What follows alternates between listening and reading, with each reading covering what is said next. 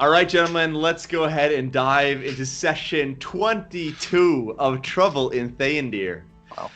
Our previous session began just as our group had come upon what would turn out to be the enchanted entrance to the temple to the Lady of the Dead. Through some investigation as well as trial and error, the group would employ their ring and amulet in order to open a portal through the wall and into the main chamber of the temple. Here, they found themselves in an enormous stone vault in the shape of a skull, with a map of the island of Falandir inlaid into the floor. 3 skulls were placed on the map, and over the skull in the northwest sat an altar, upon which rested a single lit candle. In front of this was a pool of ritual washing, in which various members of the group were given visions of what appeared to be truths of things past and truths of things yet to come. Following the clue to extinguish the light, Bholen would don the ring, and with his mace smash the candle, leading to the opening of the crypt.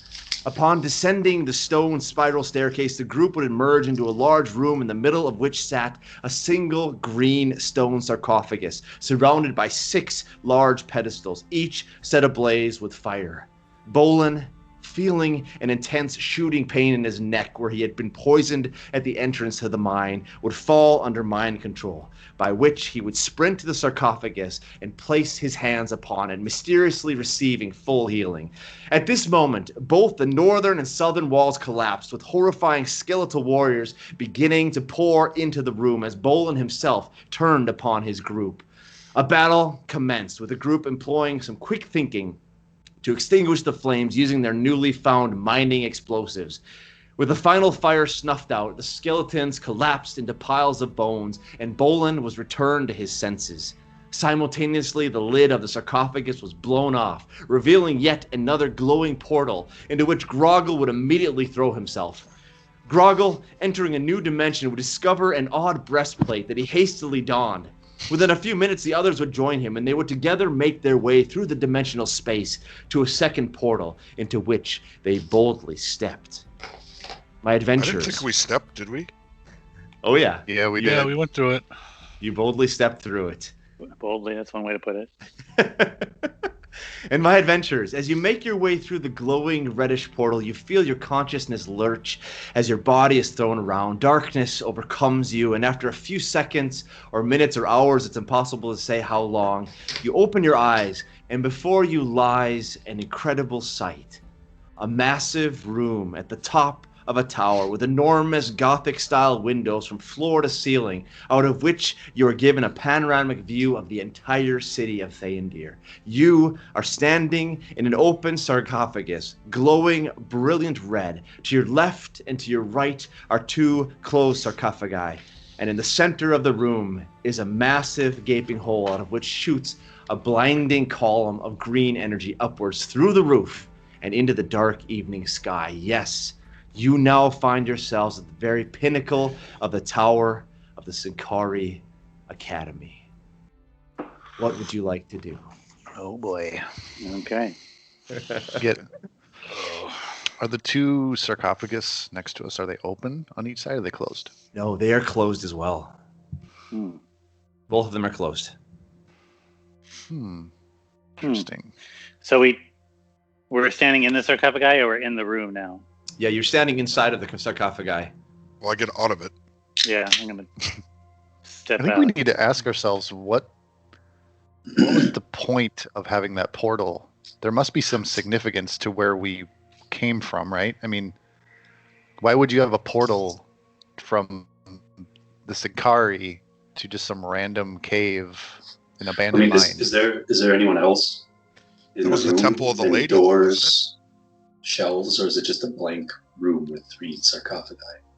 There's, as you look around, I mean, you don't even need to do an investigation check for this. As you look around, you see that on the other side of the room, there is a stone archway leading into a stairway that appears to wrap its way around and turn back in towards the tower. You see nobody here in this room. It's a very empty, minimalistic room. You have the 3 sarcophagi, the windows with a panoramic view showing all the city of Theondir. Is there a door on that entryway that we can shut? It's an archway leading down the stairs. Once we all get out, what happens? Is there like if we look back in the sarcophagi, is there another portal? So as you guys step out of it, Open? the reddish glow of energy begins to sort of dissipate and to fade ever so slightly. Eventually dissipating entirely. What's the peridot dust? Is that the green stuff that we? I mean, essentially, yeah. I mean, I'm just wondering if the mine is a place where they found all the peridot. It's like a Scooby-Doo thing where old man Richards is trying to keep the kids away from the mine to find out that You blasted kids! You found me out. Meddling kid. If I take a gold piece and just flip it back into the sarcophagus, does it disappear? It just clinks around inside of the stone. At this point, the floor has sealed up entirely. So it seems as if it was a one-way dimension. You guys came out of it, and as soon as you came out, the dimension closed again. Okay, How big so is we're stuck here. Well, we can go down the stairs. Well, we're stuck. You're gonna die in this room. Is there any writing or anything on the other, on any of the sarcophagi? Like, to the mine. An arrow. Strange to New Jersey. That kind of. There is no writing, but there is, strangely enough, symbols on both of the lids, and as well as on the lid of the third one that was blown off when you guys entered into the room. And the symbol, as you look at it, looks strangely similar, if not identical, to the symbol that you noticed in the center of the map, and also the symbol on the breastplate that is now on Grogil. What does the symbol look? Do you remember what that looked like? Yeah, it's something of a hand, a female drow hand with silver rings on the fingers. The Lady of the Night, right? Or Death, the Lady of Death? Death Lady? Right, I think... It's redundant. I think, Bholen, that you had... I think you had done an Arcana check in the room and had known that it was, in fact, the symbol for the Lady of the Dead. Lady of the Dead, yeah. So the stream of the green stuff that's coming, shooting out the top, how big around is that? Is it like this or like this? No, it's massive. We're talking probably a good 25, 30 feet across. Oh, wow. Okay. It's a massive it's like a beam of energy. Like a Death Star size beam. Yeah, it's huge. Okay. Yeah, this is essentially what's heading up out of the top of the tower into the sky, and then arching out as the dome covering the city of Theondir. Are we able to kind of? I'm assuming that we can't look and see down to where it's coming from, or is it just coming from the floor? I mean, you can try. Do you want to? No. Stick your head into the giant laser beam. I'm gonna into the Death Star beam. Yeah. And that thus ends the life of Caroline. Yeah, that's right. Done. There we go.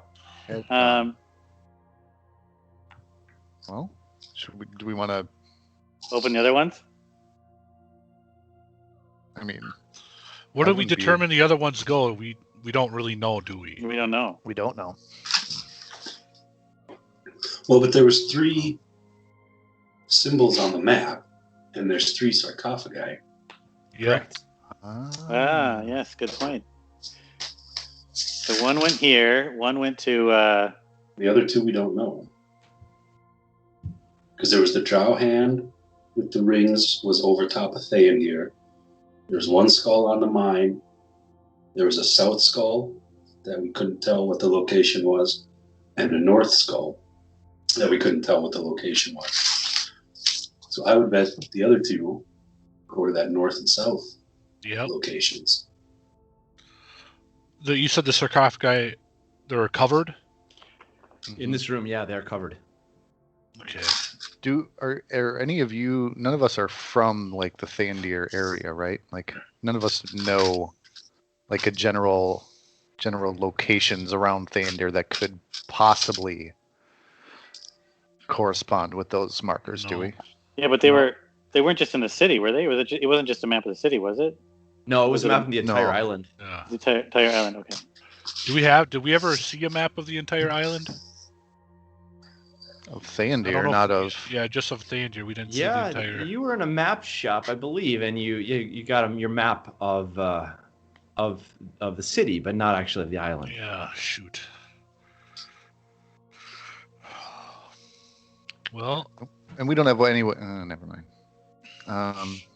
what's the one guy at the head of the Synchari? Well, that's the Bill thing. Is I'm Drax. thinking we might want to go Ildra? find out what he's doing because he's kind of the crux of everything that's going on, right? He's supposedly. Well, I wanna check my theory. Can I take the top off of one of the other sarcophagi? You probably might need help. Yeah, you walk over to the sarcophagus and you begin Which to pull one? the lid. Yeah, which one? There's Well, they all look the same, so it doesn't. yeah. You begin to pull the lid off, and there's an incredible amount of resistance. You can't quite seem to pry it off. I tried. Is it? Yeah, I was gonna say, is it like physically heavy or magically? Grogil also tries to pry, and it doesn't seem to move. Grogil, maybe that new armor you put on is Making you weaker. making you weak. I don't know. I'm gonna. Oh, those are fighting words. Do you Uh, Grogil, do you feel any different since putting Yeah. on that armor? Do you? I don't know, How do you Matt, feel? do I? You feel pretty normal. Yeah, nothing has really changed. What happens if Tim, I I? feel normal. So I'll go up to Grogil and say, Grogil, just let me try something. I'll just kind of lightly rap on it and see if anything happens. There's a slight dark energy kind of reaction when you touch it, but nothing happens to Grogil. Dark energy? What is that? Like a buzzing? What? There's kind of this like blackish sort of reverberation, almost a necrotic type of Oh, good. reverberation that comes off of him. Nothing can possibly go bad there. Yeah. I'm gonna back away. Does your amulet, is Paul's amulet Yeah. glowing closer It to was. the armor by chance? It is, yeah. Hmm. So there's some sort of undead. Undead. Yeah. This breastplate ain't going nowhere, boys. Well, I'm gonna take a look at the sarcophagus. See if What I if can we find what if we any, all like. try and push it? Well, I'm wondering if, like Danny said, that it might be magically sealed. I want to see. Is there any way I can sure. investigate that and see if it's Yeah. sealed or? Give me an Traps? investigation check. Yep, give me an investigation check. Ooh, that's not too bad. That's gonna be 21. 21. Okay.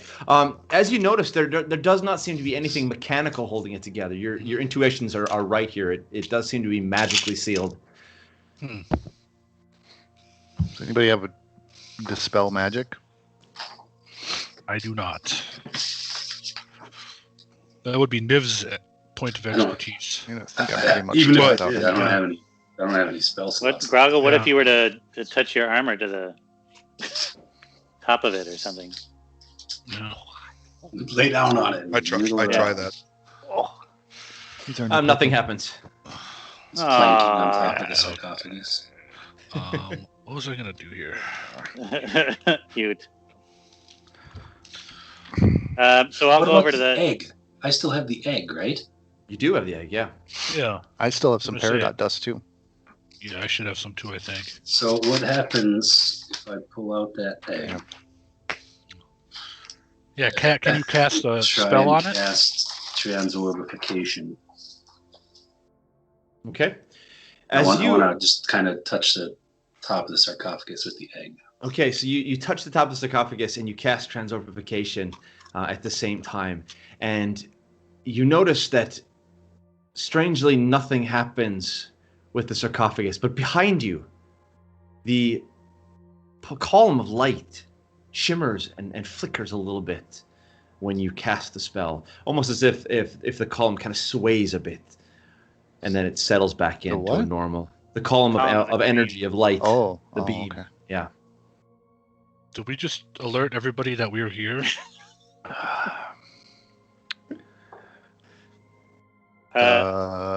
So I'm gonna heading for the touch- stairs. Matt, I'm going to touch my amulet to the top of the sarcophagus. Okay. As you do it, your amulet begins to glow and to shine in a similar way as it did to Grogil's armor. There is clearly some sort of undead sense or magic at work here, and your amulet is responding to it. There's nothing like where we could put the ring and the amulet like in the statues earlier. There's no like carving or anything. I mean, give me an investigation check. So that's a yes. I just want to see what he gets here. 20. 20? You look around and it doesn't seem to be as obvious as it was when you guys came in. There are no clear markings for the ring or the amulet. What happens if I put the ring on? If I put the ring on, does the way the sarcophagus looks change, or is any like molecular? Like, do I see anything different within the sarcophagus? When you put the ring on, you do see that where the sarcophagi were dark stones, they now seem to be seeping a sort of reddish, almost like a reddish mist, kind of like if you'd have dry ice, the kind of smoke that would be coming out of them in a reddish tint to it, almost seeping out of the sarcophagus. All right, I'll take the ring off. Jim, give me the ring. Paul, give me the amulet. Funny. Okay. Let's try it. No, I'll give it to you. I put the ring on. Paul, give me the amulet. What happens when he puts the ring on? Grogil, you're going to put the ring on? Yeah. Okay. You put the ring on, and you look down. Immediately, first of all, you need to give me a Constitution. Uh-oh. Constitution check. That armor is wearing you for protection now. Natty 20. Nat 20, okay. So 26 or something. You slide the ring on, and you can feel it's your hand as you put the ring on, and immediately everything goes a grayish, kind of shades of gray and dark around you. You see the sarcophagi with this sort of reddish mist coming out of them, and you look down at your own hand, and your hand, oddly enough, doesn't look like an orc hand. It looks like a drow hand. And you look at your arm, and it looks like a female drow arm that this breastplate is covering. Okay, I take the ring off quick. Okay, yeah. Grogil comes back, and you guys see him standing there. I explain it to everyone. What happened? In English? In Orcish? No? English. No, I'm joking. Okay, what the hell? All right. Female. I flick the ring back to Tim. So now we know that. So did Bholen? Did you turn into the chick? Did that happen to me when I was in the ring dimension? No, it didn't. No, it's because I have the breastplate on. Yeah. My guess is we need to combine all. We need to find the other artifacts for this drow So lady. you could turn into this chick? Are you crazy? Yeah. Well, you'd rather have that than Grogil, wouldn't you? Well,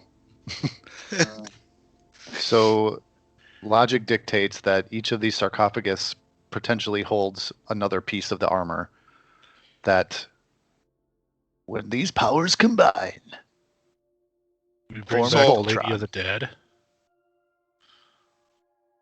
Okay, Do we so want to here's- do that? Oh, But do- that's yeah, the do we Lady wanna of the do that? Dead.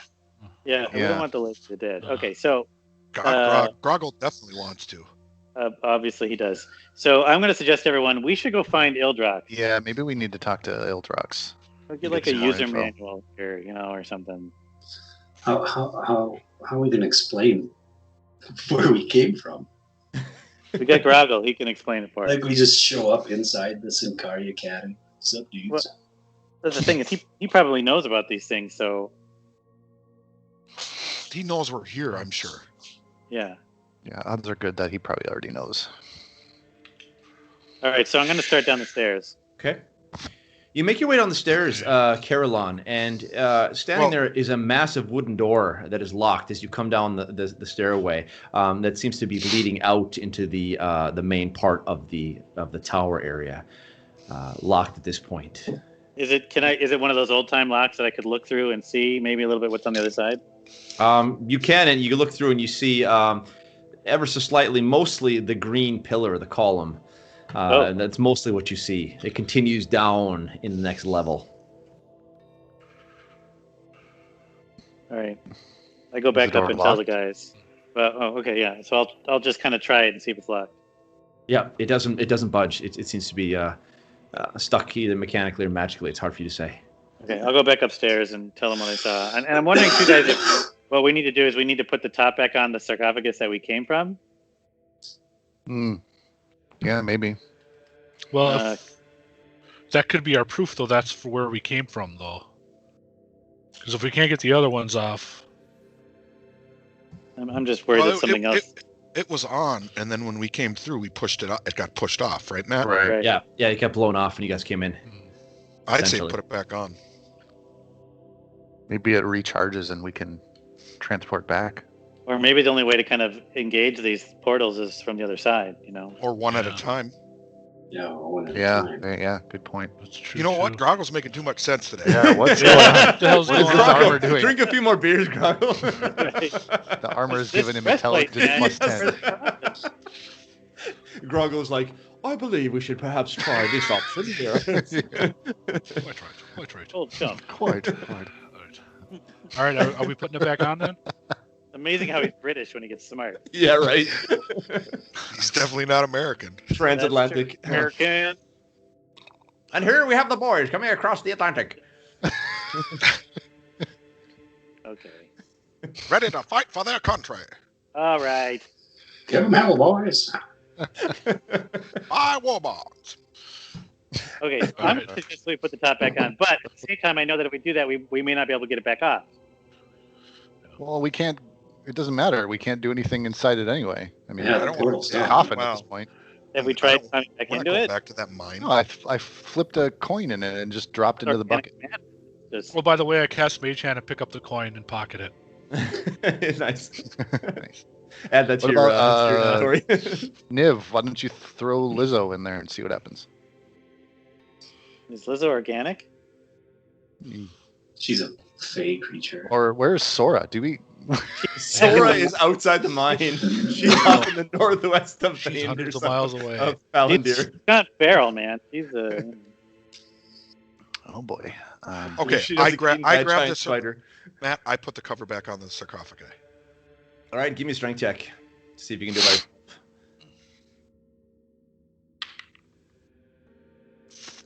14. That's it. 14. You're struggling. You can't quite lift it yourself. Come on, guys. I'll help.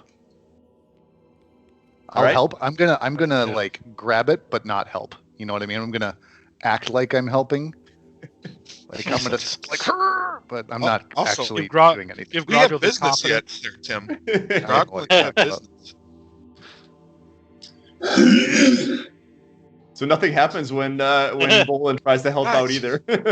Either tell me you're not going to do it or help. Like, quit fucking around. well, I'm 3 feet tall, so I can't really help anything.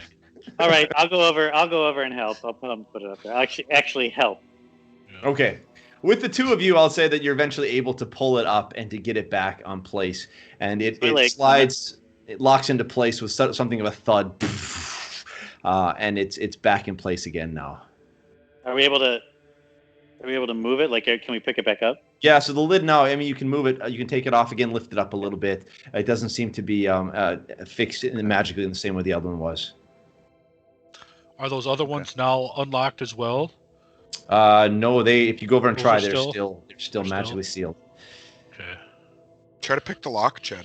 Yeah. On that I board. mean, that's the only thing I can think of. Have we met Ildrox before? Mm-mm. Have we met any Synchari before? Yes, we met Ildrox's like Yeah. right hand or something. God, what Did was I his kill name? him? I think Tim No. killed him as an ancient red dragon. You killed one of his guys, didn't you? That was Kandar. Yeah, that Yeah, wasn't. He wasn't a Poor Kandar. Synchari. That was the farty guy. Yeah. I've got it somewhere. I've got his name Krulos? Did somewhere. we meet Krulos? Is that right? At the festival you did, the festivities. Yeah.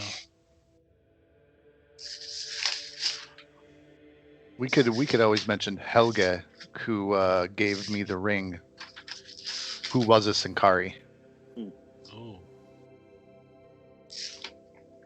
Okay, well, let's do it. Yeah, I'm gonna go check the door and check it for traps. Okay. Give me an investigation check. Ooh, that ain't good. That's gonna be an 11. 11. It's hard for you to tell. There's something strange here, but it's hard for you to tell exactly what it is, whether it's mechanical or magical. But something's not quite right. Is there anything I can hide behind within, like, I think it's 30 feet from the door? You'd be able to sort of move up around the stairwell, yeah. Okay, I'm going to tell wraps that around. I can't quite tell. I'm going to basically say there's something wrong with the door. There's something there. Don't really know what it is, but I'm going to try to open it. Everybody stay back, and I'm going to do my mage hand and try to unlock it. Okay, go ahead and give me your dexterity. Can I try? Does my roll of 11, does it give me enough information to like try to disarm it? Or I just like know something's there and I'm like, I really can't tell. You know something's a little off, yeah. You haven't gotten too much information about exactly how to disarm. Not with an 11. So Paul, when Caroline looked through, he didn't see anybody? I just saw all I saw was the green beam. Yeah. I didn't hear anything either, or we're not hearing anything. Is the beam making a really loud sound? The beam is fairly silent, but there is a sort of... Okay, like a humming. Okay. Kind of it's not like drowning out any other sounds. Like no, it's not in that sense, no. Like if we were to bust the door, someone would hear it, theoretically. Well, I'm wondering if there's somebody in there, or if we just knock. Yeah. Well, Occam's razor. We just not like... Just fucking knock. Yeah, I'm just gonna knock times. The thing that gets me is that, okay, so the idea of this door is it only goes up to one place, so you would think they would lock it from the outside, so any traps would be facing I love out. you guys. This is why we're in session 22. We can't even get to the door. I'm just going to knock on the door with my mage hand now. You knock on the door with your mage hand. And there's a pause. Nothing seems to happen. And then after a couple seconds, you do hear this. On the door swings open by itself. Literally just had to knock. Yeah. What do we see? Or Chad's the only one there, isn't he? I'm going to open... Can I open it up? Is it like fully open or just like kind of... It's about halfway open. Shit, I don't have anything I could... I'm going to go take a peek and see what I can see. I'm going to try to stay away from the actual door, though. Okay. You stick your head out of the door and you see a massive open space in front of you. A hollow tower, the center of which is still filled by this column of green energy shifting and radiating from below. And you see below you floor after floor that stretches downward, what appears to be hundreds of feet. Remember, you're at the top of the tower, the pinnacle of the tower. Twisting around the wall of the tower is a wide, spiraling staircase that connects with each floor at exactly one place. It is the most majestic staircase you have ever seen. And throughout the floors, you see robed and hooded students in Synchari that are mages that are everywhere. This place is filled with them. They're moving throughout the space like busy ants, burrowing through their way through an anthill. And you're struck with almost a frantic kind of feeling, as if preparations are underway for something terrible that may happen at any moment. And it's incredibly busy. Okay, I'm gonna... Is Niv the only one that looks mage-like? I believe. Like, well, I mean, who's wearing what here? Bholen still has his costume I've got my on. Yeah, costume on. I don't He know looks if that makes me look like a Lavanderish. mage. Yeah. Oh, Paul, you're muted, I believe. Looks like. I mean, I'm just wearing my druid robe. Yeah. So I'm gonna like motion for the others to stay, and then maybe Niv motion for him to come with me. I would suggest maybe we should use that anchor that we got from the knot before we went into the mine. As maybe I don't know, maybe this is a good like Fallback retreat position. Yeah. Like put it back in the top of this. Yeah, put it by the sarcophagus. So if we get to the bottom of the tower and we need to get back up quick, Good idea. All right, I say do it. Because I have 7. I there- mean, we have 7 of these catalysts, so I can give one to each of you, Niv and Trago, if you're gonna investigate. Yeah. Are we good with that? Yeah. That sounds like a good plan.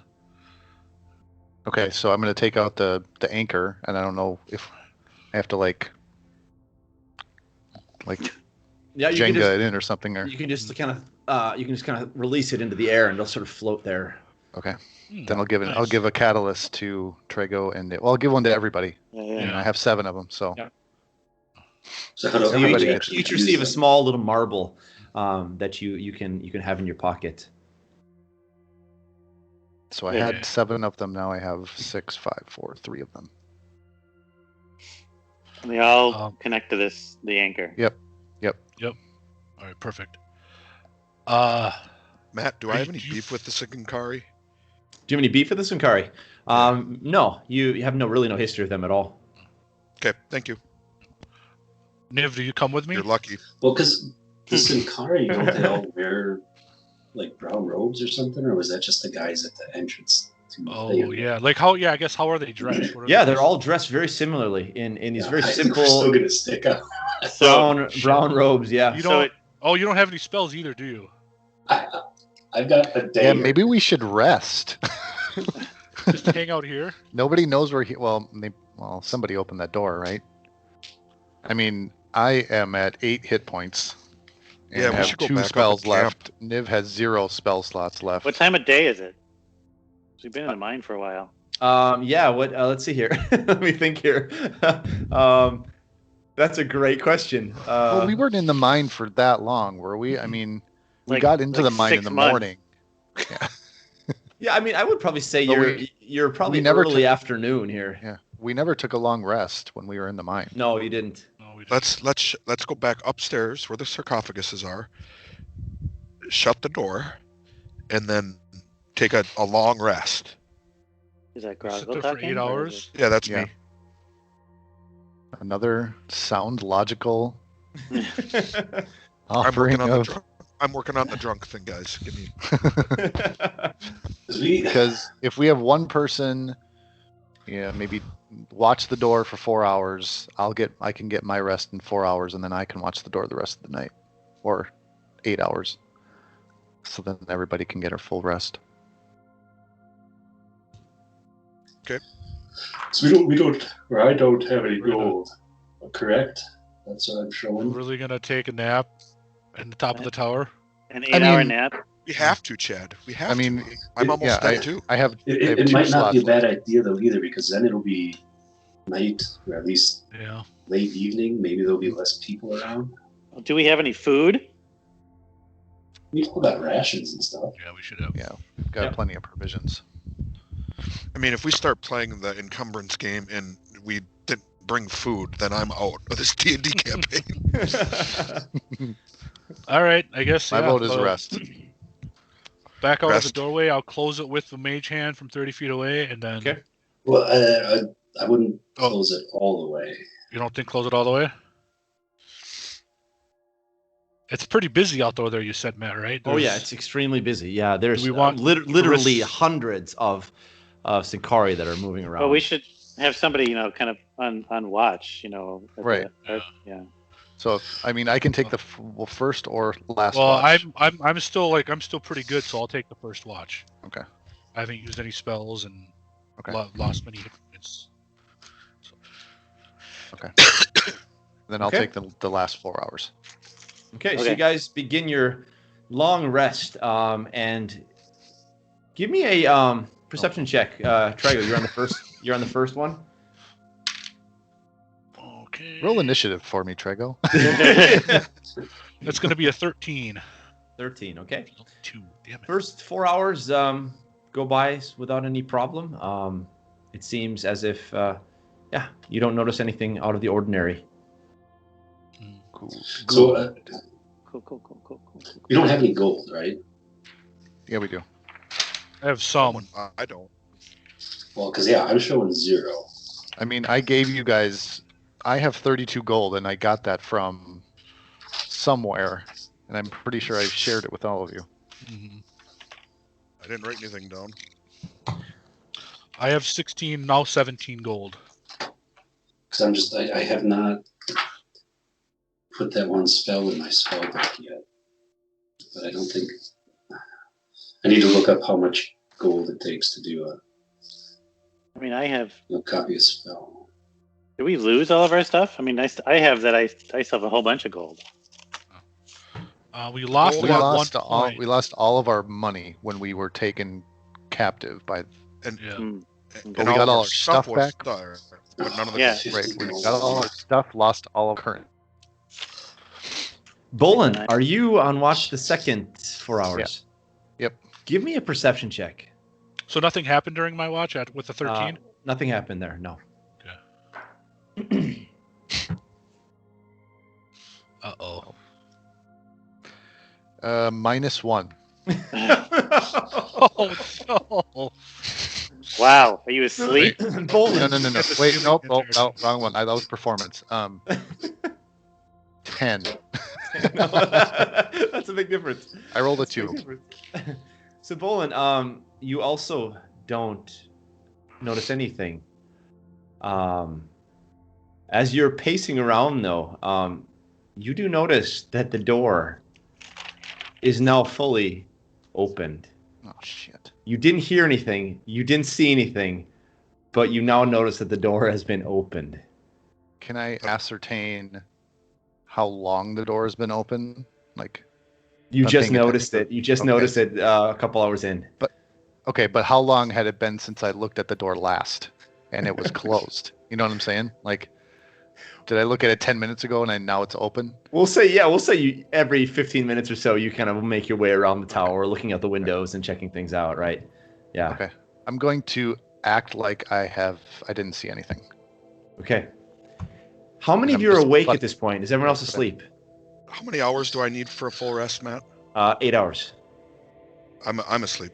Yeah, I'm asleep. Bholen, give me a wisdom saving throw. Wisdom. Uh-oh. Uh-oh. Uh-uh. Yeah. Wisdom is my jam. 27. Oh, gee. Jesus Christ. Nailed I it. All rolled of a a sudden nine- gained all the 19 knowledge. plus- 19 plus 8. Okay. Damn. As you're gazing at the door and wondering about what is going on, you feel an odd sensation in your limbs, as if your arms are beginning to lose their resilience and beginning to drop to your side, as if your feet are suddenly becoming held to the floor, but this dissipates almost immediately. The rest of you are sleeping. Give me also wisdom saving throws. Matt, if I were to wake them up, would they not get the long rest benefits? They wouldn't if no. Okay, so they'd all still have their current hit points and spell slots used. Don't you gain some of them back? Mm-mm. Nope. I got a 21. 21. Okay. 11. 11. Yes. Just a wisdom. Wisdom saving throw. Yep. 21. 21. Wow. And I got a 7. A 7. Okay. Grogil, you got an 11? Yeah. Okay. Grogil and Trago, as you are sleeping, your You're body dead. becomes paralyzed. You can't move, but you're still asleep, so you don't notice this. Can I, Matt? Sorry. So I am at a full rest now, right? Well, you have to do Because 4 hours of rest, and then you trance, and then you can have 4 hours of sort of low activity. Right. So you're not quite there yet. If you feel that you're being threatened by something, then you're not quite there. Okay. You need 4 hours of sort of low activity. Isn't that what the first 4 hours are? Don't I 4 hours of a trance is my long rest? Yeah, you're 4 hours of trance, and then you still need to have 4 hours of sort of, you can do minimal things. So you Yeah, need to be in a trance for 4 hours, then you have to have, so you don't have to actually really? sleep for 8 hours. You can trance for 4. Okay. And then you still have to do minimal activity, though. You can't. I looked it up, actually, and it said in the rules that a long rest is 6 hours of sleep for a normal person and 2 hours of downtime. So, like, relaxing is what, Okay. like the minimum. But mine would be So- 4 hours. and Oh, then- okay, so I get yeah. like a 2 hour benefit. Okay, so Yeah. basically, if I were to engage in combat, for example, Yeah. would I not have a long rest by now? I would say technically no. Okay. But I'd be willing to I don't care. negotiate it. It's Well, a big let's say- difference, you know. Let's say technically no. I mean, if Okay. if you are if you feel threatened at this point, you still need a few more hours of calm downtime. Okay. Chad and I are asleep. Yes. I'm talking meta Yeah. here. Just So let us Grogil Grogil sleep. already suffers from sleep paralysis, so this is just nothing new. Okay. So So Matt, I'm gonna cast Fairy Fire, which will illuminate anything, invisible or not, Okay. within a 20-foot cube. Well, before we go too far, can I use my 2 hours of light activity to just investigate the sarcophagi and there's no papers or desks or anything in the No. the chamber, it's right? a very minimal room. It's just the sarcophagi.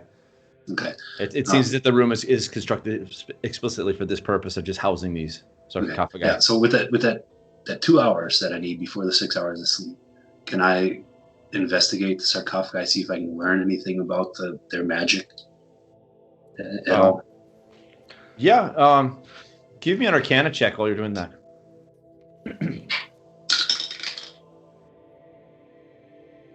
22. 22. Definitely a sense of necrotic magic coming out of this. Definitely something that is transmutation, abjuration kind of sense coming off of it. Definitely transportation, teleportation, magic spells at work here. Clearly portal type objects. Doesn't help me learn anything about opening them or activating from this side or anything like that. No, you haven't learned anything about that. No. Okay. So Bholen, you cast. So Fairy I want Fire. to cast. Yeah, sorry, Matt. I want to cast it, but it's a verbal cast.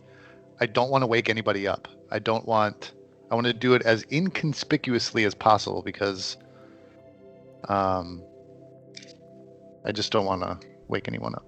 Okay. If So possible. immediately, this blazing fiery light comes out, right, and begins to illuminate the space around you. And they're standing almost right in front of you. You see a man. Black hair that is sticking straight up and undulating, almost as if it's underneath the water in the tides moving back and forth. Jet black eyes. He's looking straight at you. And he says, "Very good. I see that you are the one who has breached and unsealed the sarcophagi. What is your purpose? Speak quickly, before I call my guards, and they are forced to incinerate you." Maybe the Synchari don't even know how to open them.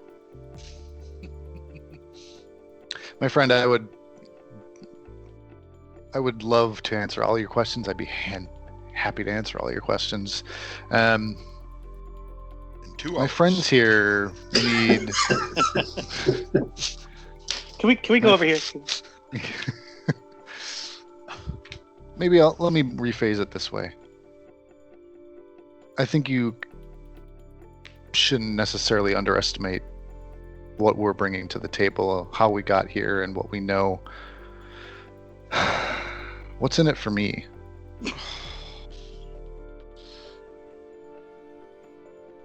Who are you first, may I ask? Neither friend nor foe. Neither light nor dark. You see the man eyeing you up and down. His eyes shift to the center around your neck. He says, I sense another powerful magic emanating from you. You carry something powerful with you, do you not? Bring it forth. I'm going to put the ring on stealthily. I don't want him to see me put it on. Okay, give me a stealth check to see.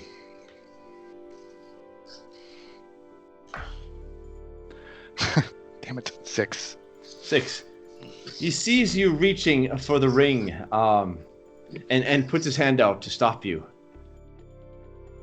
and you see his eyes widen as he sees the ring, as it is sliding onto your finger, and you see him mouth the words, perichoresis, as you place the ring on. And when the ring goes on, you see once again the same image, the same room as in these shades of gray, but this time a massive green light is emanating from him, as if like smoke coming off of him. This could be he's staring directly at you. So he sees me. He sees you. Okay. I'm gonna. I have like super speed, right? Yeah, you can move. Okay. I'm gonna super speed over to Grogil and kick him in the face. Oh, Okay. What? Is that a good idea? No, I'm gonna kick. No, sorry, I'm not in the face. In the gut. I'm gonna kick him in the gut. Like Okay. hard enough where he will wake up, but soft enough where he's not gonna. So Grogil, you immediately get kicked in the stomach, and you wake up, but you are paralyzed. You cannot move. And there's Bholen. You don't even see Bholen. He's moving so quickly. But you feel this kick to you, and we'll say go ahead and take 4 points of bludgeoning damage. It was a pretty solid kick. How's your chance, Tim? He's paralyzed. I take out his morning star. Nice. That's real class right there. And Bholen, as you kick him and you pick up your foot and you begin to turn around, as you turn around, there again is this man standing directly behind you. And once again, he says, "Very impressive. I see that you are using perichoresis wisely. But how have you received this ring? Speak quickly."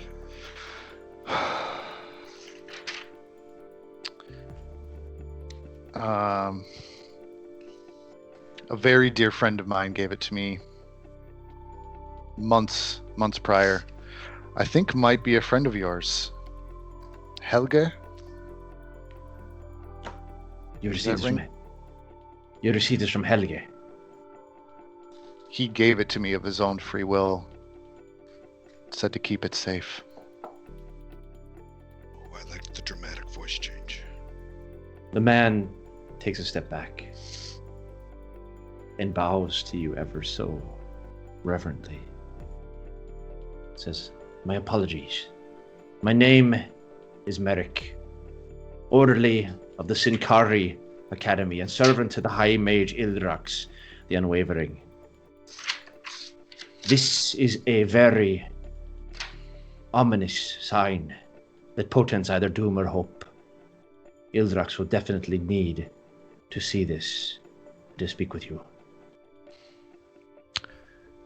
If it behooves you, please free my friends immediately, or you'll never see this ring again.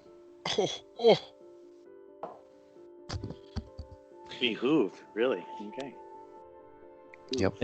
At this threat, he stands up straightly, gesturing now to the stairwell.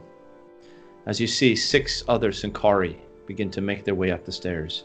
He turns back to Grogil and to Trego, and he mutters some unintelligible words, waves his hands, and the hold person spell that he had on them dissipates. They're able to move now. Their movement is able to come back to them. Still sleeping. Grogil's not sleeping. Yeah, I immediately sit up and kind of act like I'm gonna fight. Can Grogil see him now, or is he still like? I mean, he'll be like outlined in the fairy fire, but yeah, he can see that. He can definitely see him. Okay. He dropped his invisibility. Okay. He dropped his invisibility spell.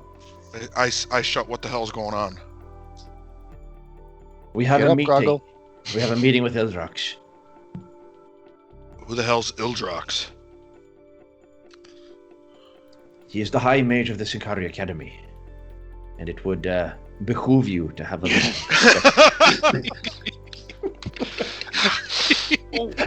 My fingers hurt from that burn. I look at Tim, like trying to get a response. You can't see Tim though. Are we all awake now, or what's the deal? I'm still sleeping. Yeah, I mean, there's been quite a commotion now. You have 6 Synchari who poured in up the stairs. Yeah. Grogil gets up all clamoring and with his weapons and shouting. So I would say all of you are now sort of awoken from your slumber. I can't see. We can't see Tim, right? Tim, well, I'll have taken the ring off, I guess. Bholen takes the ring off, and he's there standing in front of you all again. Does this guy? Does he do anything when he sees Grogil wearing that breastplate? He's scanning around, and he does immediately see Grogil as well. And once again, his eyes do also sort of shoot open very wide at this point. And he starts staring Grogil directly at the breastplate, and he says, "The markings of Kiaransalee is impossible. Impossible. This cannot be. Death is the only fate for those adorning the armor of the Lady of the Dead. Half-orc, how did you acquire this piece, and how were you able to don it without consequence?" I found it and I put it on. I don't know. In the mine. There must be some powerful magic emanating from you. Half-orc, you will also need to present yourself to Ildrax. This is disturbing. Do you have any beer?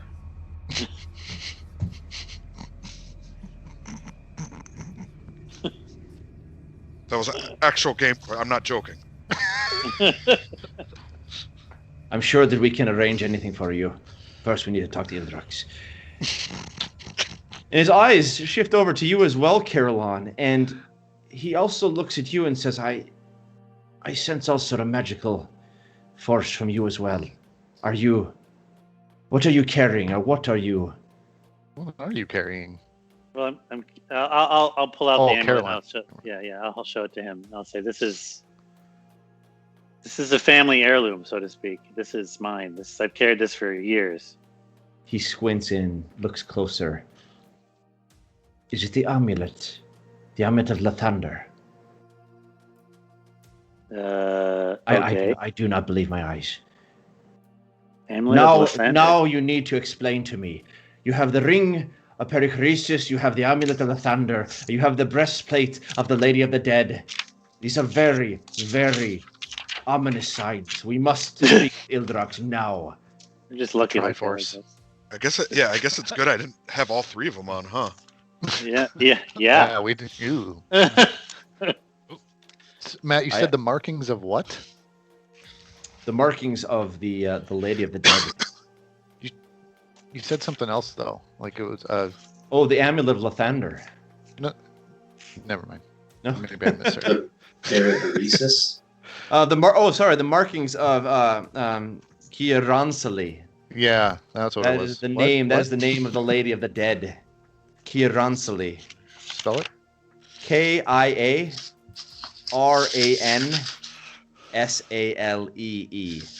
Kiaransalee.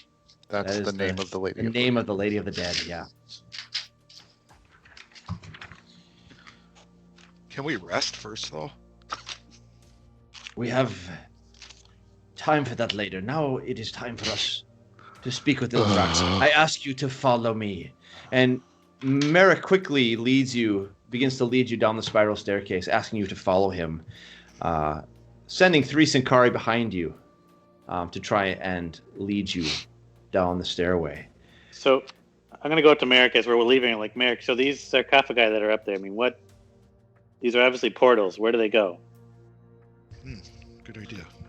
Up to this point, we have had no idea. They have yet to be opened. Wow. Your entrance through them is the first of the 3. No, I don't think we said we came through them. Did we? You didn't. You didn't. Which is why he said you came through them, meaning that he knows we came through them, but not which one or where from. Okay. So I think we put the top back on. So, Merrick, that seems strange to me because, I mean, the Synchari built this structure, right? I mean, they put the sarcophagi in there, didn't they? The Synchari did not build this structure, no. The Synchari inherited it. The Synchari moved into the structure. This was a pre-existing structure before. They before conveyed. Synchari came. You had Interesting. to get you're a like mortgage. squatters? I don't want to get into it. She got half the. Still paying off the mortgage here. Shut up. Okay, When interesting. when Ildrax came to this island with Silas, there was already an establishment here, and they, shall we say, took over the footprint of this place and turned it into something else. Who owned this before the Synchari? And was the green magic barrier here already? It was not. The barrier came with us with the Order of Syncharis, but this was a stronghold of the Lady of the Dead. Aha. Oh crap! Hmm. Oh. Oh. Up to this point, we have had no idea where the sarcophagi, what they do, where they are linked to, what they portend, what they mean. Okay. But I'm sure that Ildrax will be able to explain much more than I. All right. And once again, he gestures for you to follow him, pushing his way down. He seems pretty intent on getting you in front of Ildrax with these items that you are wearing and that you are carrying, you have in your possession. All right, I guess I follow. Yep. Let's go. Yes. He leads you down the stone staircase, one level down from where you were to a landing on the floor below. And on the far end of the landing are two massive wooden doors with flourished metal work across them and two handles of rings hanging down the center. And Merrick lifts the brass knocker and lets it slam down on the door, and an echoing thud resounds throughout the top level and in on the other side.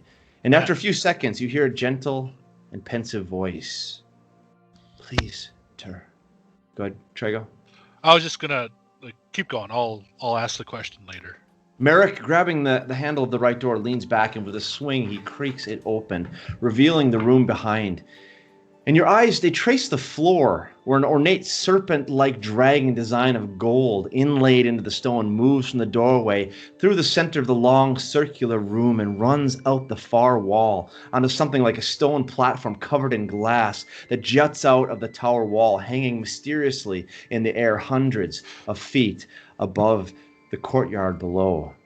And the walls of the room are carved stone in the form of dark gray hexagonal crystals that wrap their way up and over the ceiling, creating something like the look of an inverted bow of a sailing ship.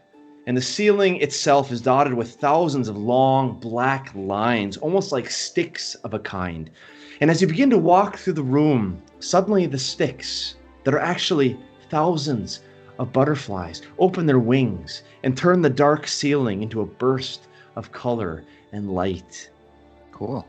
And out on the platform ahead, you see a single clear orb resting on an ornately carved metal marble pedestal with a lone figure standing behind it, hood up, head bowed, staring into the orb.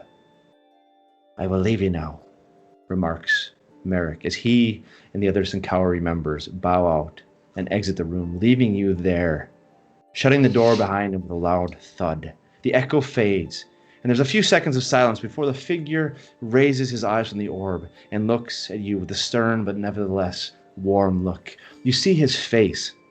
It shimmers every few seconds, and each time it shimmers with light, the color of his eyes change from red to orange to yellow to green to blue to violet. I've been watching you since you first arrived at the wall several days ago. You watched all that? I watched you leave, disappointed. I have watched you emerge from the portal and the tower pinnacle, and I have seen the ring and the amulet you presented to Merrick, as well as the armor adorned by the half-orc. For the past several days, I have sensed the presence of a new rift of energy within Theondir, and now I understand its source. Oh yes, excuse my poor manners. Please, have a seat.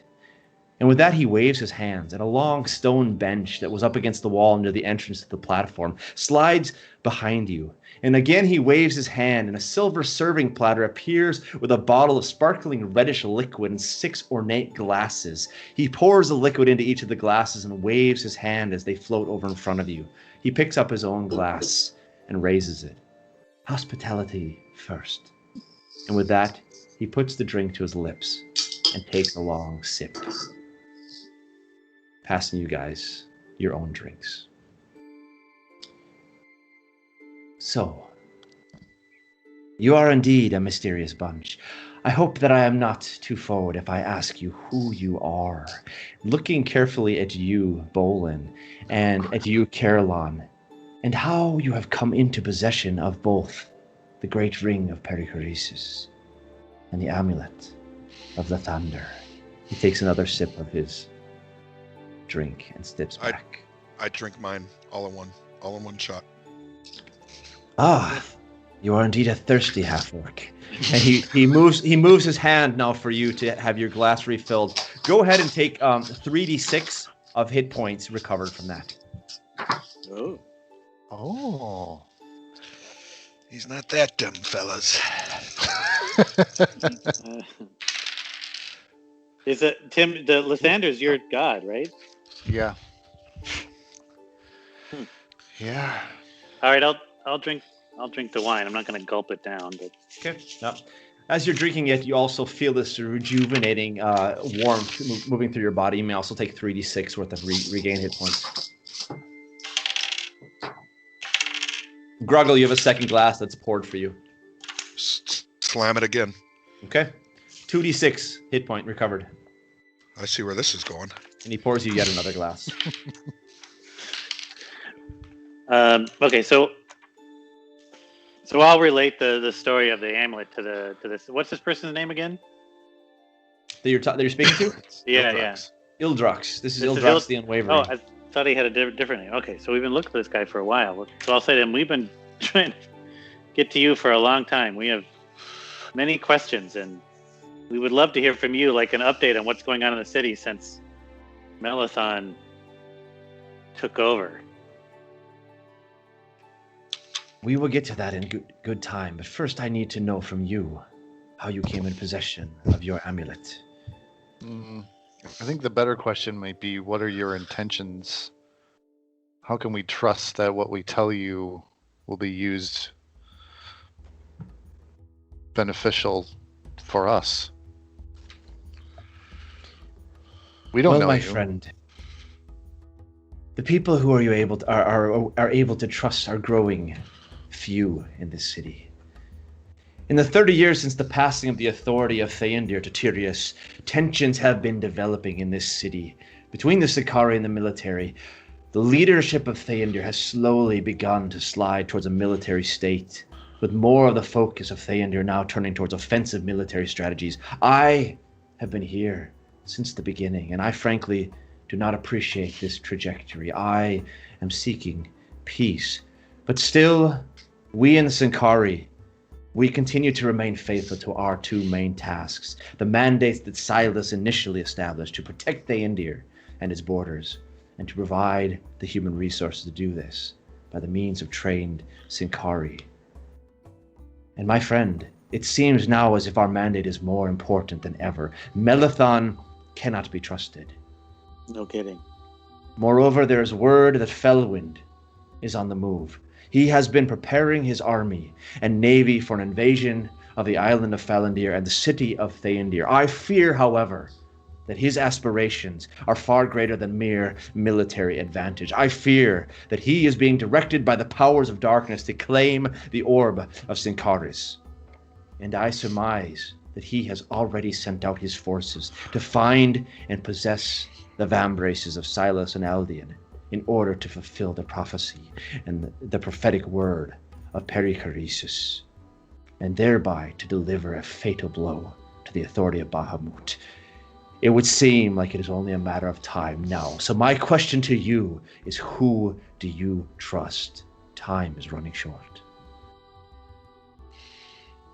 My friend, your words ring true and ring dear to our hearts in that. Why is Tim our spokesperson? I don't know. Unless you want to, I mean, Grogil, do you interrupt me? No. Here. Keep going. Sorry. No, our paths align very similarly in that we share a lot of your same views. In fact, we have it on good authority, first-hand knowledge to prove the facts that you are claiming. My ring comes from your colleague, Helge, who visited us in Mittendorf, right? At North? Haldir Harbor. Haldir That Harbor. was right when we got to the... Yes. Ildrax. Oh, sorry. Go ahead. No, Keep going. no. He came to me and prophesied to us that we were important. There was a broader path that we were supposed to run. He gave me this ring, told us to keep it safe. That's all. And then he was gone. Ildrax, you see him when you mention the name Helga. He smiles deeply. Helga. That crazy old man. One of the finest Synchari mages we have ever had. But after the dementia took hold, he had a rather difficult time staying in one place. I've not seen him in over a decade. Did he say anything more to you? I mean, I would remember if he did, right? Yeah, he mentioned the royal line is being restored through you. Yeah. Once again, he smiles deeply. From the mouths of fools comes the greatest wisdom. I would trust Helge. Moreover, I am not one to question fate. The ring has come to you, and you were obviously meant to possess it. I will therefore neither demand it nor take it from you. Explain to us, what is the ring? What is the, where does it come from? What is its history? Of that I am not entirely sure. It was a ring that belonged, I believe, to Helith herself, and it was passed on through one of her sons. But at one point I think it went missing, coming in through another means, perhaps. The line of Findala, that word has been thrown around as the bearer of the ring for many years. But I'm not entirely sure. But the mystery of perichoresis is deeply tied to this story. For I have indeed experienced perichoresis. I have indeed experienced the words that are spoken when worn, if you listen carefully.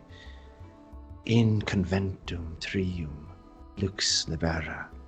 In the meeting of three, light made free. I believe the ring has something to do with the fate of Theondir. The orb of Syncharis, with the vambraces of Silas and Aldian. And I believe that Felwind himself knows this. So it would be in your best interest to keep this as far from him as possible. We have it on good authority. He's already, his agents have made it into Theondir. We've seen Melathon talking to Felwind. We've seen him give the city essentially a name to Felwind. You said it yourself. Time is short. We need to do something. But Theondir is in great danger. Indeed, I believe that the Lady of the Dead is on the move to reclaim this space. I myself am one of the legendary ones. I have been around since the beginning of this tale of Terevan began. I was there when Bahamut established Thaldan and Heleth to rule Terevan. I was there, standing next to Silas on this island as we drove away the forces of darkness. And I believe you're right. I've sensed it myself. The forces of darkness are returning.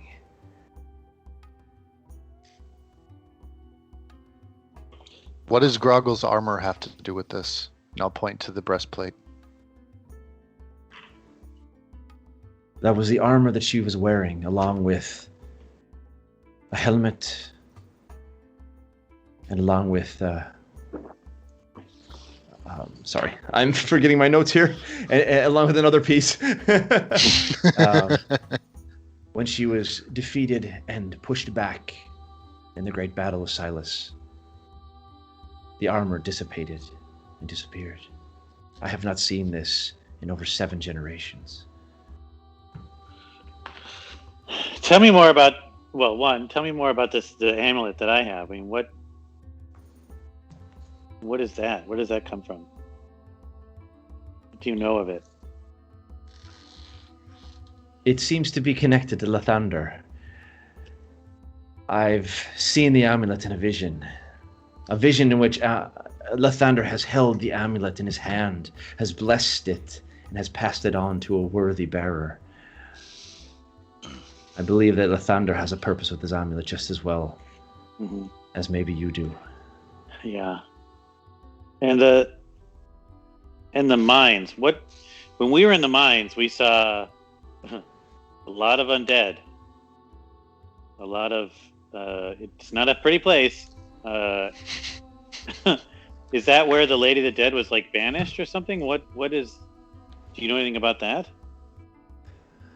This very place in which we are standing was the heart of the Lady of the Dead's fortifications. And each of the 3 sarcophagi, as you seem to suggest, are perhaps connected to crypts or to offshoots, arms of this fortification. And I'm guessing that she is returning, and she is trying to claim these armored pieces for herself. Oh, that means our friend here probably has a target on his back. So if she needs this armor, why did you guys just move into her house instead of tear it down? It is a tradition to retain the old authorities and to reshape them, to reform them, and thus proclaim the conquest of light over darkness. There are other festivals in which previously pagan festivals in our city that we now celebrate on the same days with new meanings in order to celebrate them, to show the victory of light over darkness. To destroy it entirely would have been to lose the victory that we fought for, Silas and I, back to back, military and magician. But I'm afraid... Do I get a sense if he's... Like, what's my bullshit meter at right now? Like, give me a insight check. They just needed something to wave around. Prove how big their 19 dicks are. plus 4, 23. 23. He seems to be pretty straightforward with you. He is intrigued by your items that you've brought before him.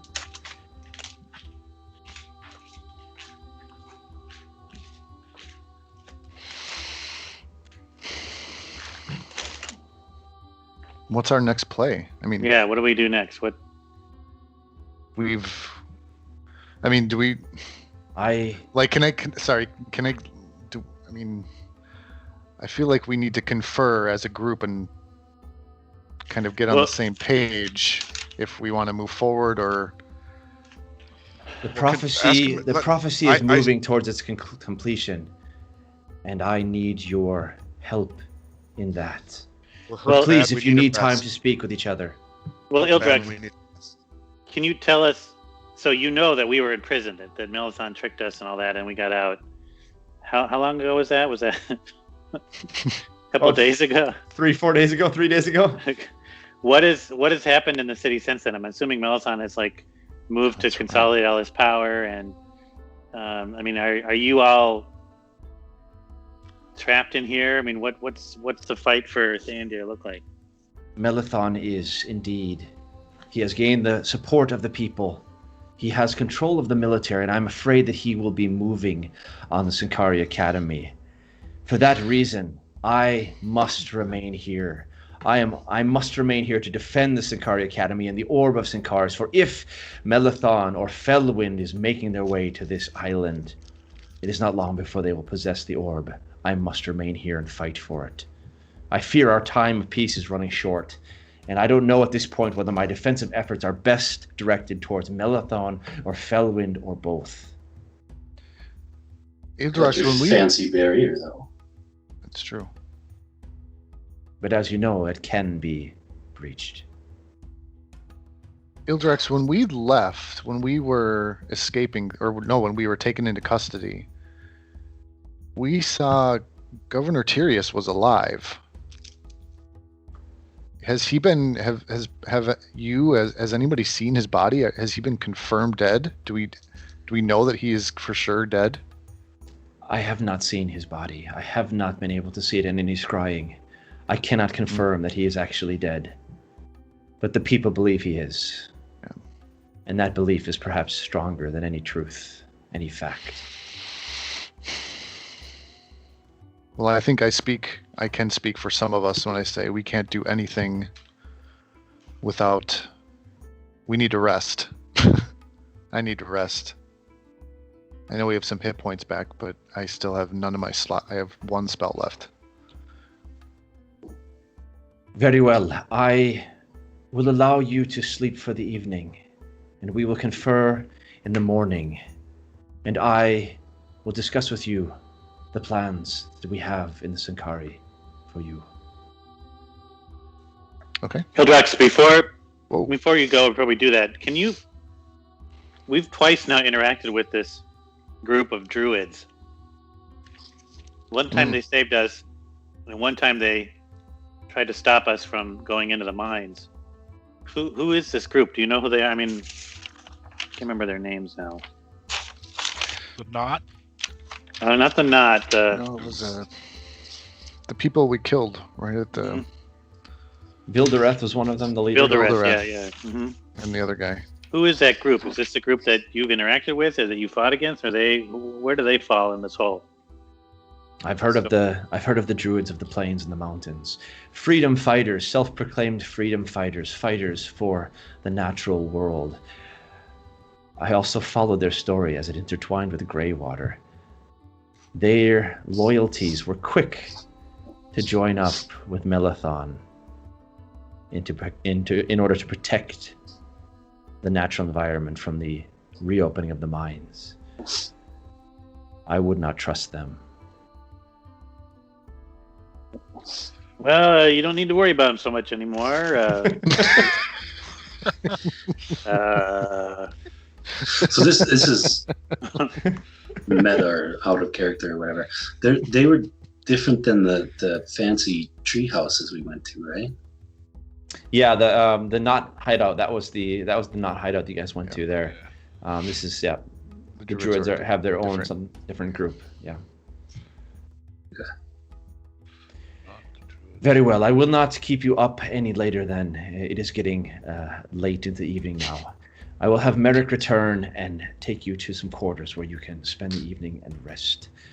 And he calls Merrick back into the room. Merrick comes back, leads you to some quarters that are several floors down. This is an incredible structure. It has classrooms, it has libraries, it has offices, it has all sorts of different kinds of spaces, housing areas. And Merrick shows you all to very comfortable rooms that are fully furnished with beds, with fresh fruit, with foods. You're able to replenish all of your hit points to sleep for the entire night. Whew, thank you.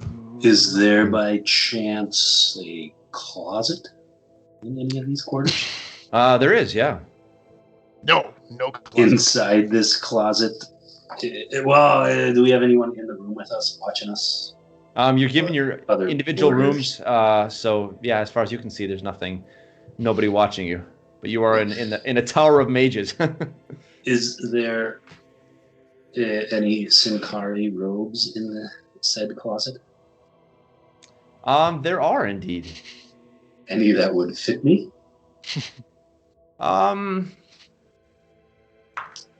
Yeah, there's one that actually fits you quite well. It's a little bit short in the arms, but everything else seems pretty good. Okay. I am going to take that Synchari robe. Okay.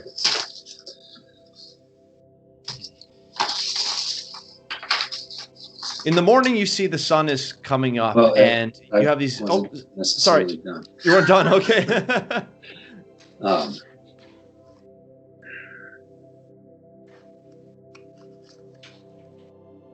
Can I? Is this? Are we locked into our rooms, or do we have guards outside? You do have Synchari stationed outside of each of your rooms. Yeah. Okay. Right. So then, along with the closet, is there any desks, papers, bookshelves? Yeah, fully furnished desks. There's chairs. There's some seating chairs. There are shelves with books. Anything spell related, magical related in these books? Give me a quick investigation check.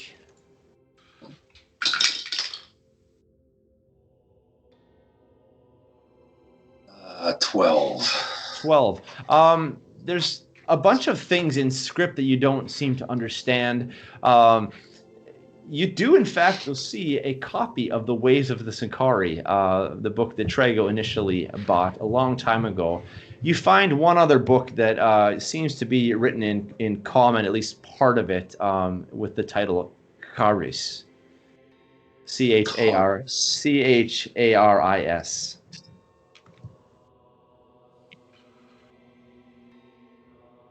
And a Gideon Bible. And a Gideon Bible, yeah, in the nightstand. That's Charis. Yes, Charis. And do I know what that is? What it says? From your experience, you know that it means something like gift or grace or something like that. Okay. Because I'm locked in a school of wizards. I'm gonna fucking poke my nose in wherever I can. So there's these 2 books. I've got that robe. I'm gonna take those fucking books too. Okay. Is there any magical seeming items? I don't know, wands, brooms, magical stuff. Do you have detect magic? I do not. So this is all just okay. Give me another investigation check.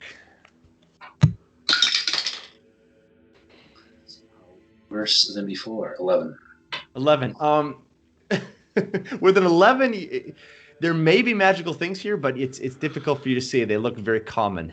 If they aren't magical, they're well hidden. You don't see anything that sticks out of the ordinary. But you can guess there are probably magical things everywhere around here, but you're just not picking up anything at the moment.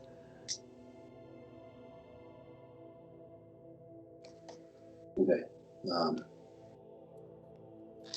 I kind of just want to steal some shit, but I won't. You're like that terrible hotel guest who's like, oh, look, a free rope, a towel.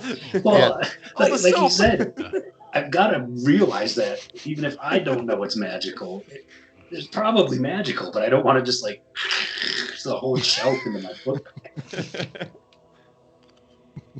I mean, there's stationery, there's pens on the desk. Magic pens. High quality ink. Well, yeah, I was going to say, is there any kind of... Yeah, there's very good ink. This is clearly places where mages would come and do copying. Yeah, especially if there's a desk at all. That would be where I'd want to, if I can, if there is any paper, ink. Yeah, there's a stack of paper, of vellum. There's ink wells. A couple of them that are filled. A couple pens. Nice looking ink pens. Yeah. I don't want it to be enough to be obvious, so it's not going to be like all of them, but like a pen. Okay. And inkwell. Yep. Go ahead and write down some of the papers. Write down 10 sheets of paper, 10 sheets of vellum, 1 inkwell filled and 1 ink pen in your inventory. And Mark, those all came from the Synchari Academy. Okay. Then I'll go to sleep. Okay. Does anyone need a break to go to the bathroom? Yeah, I need to pee. All right, let's take a couple-minute break, and then we will continue in the morning. Okay.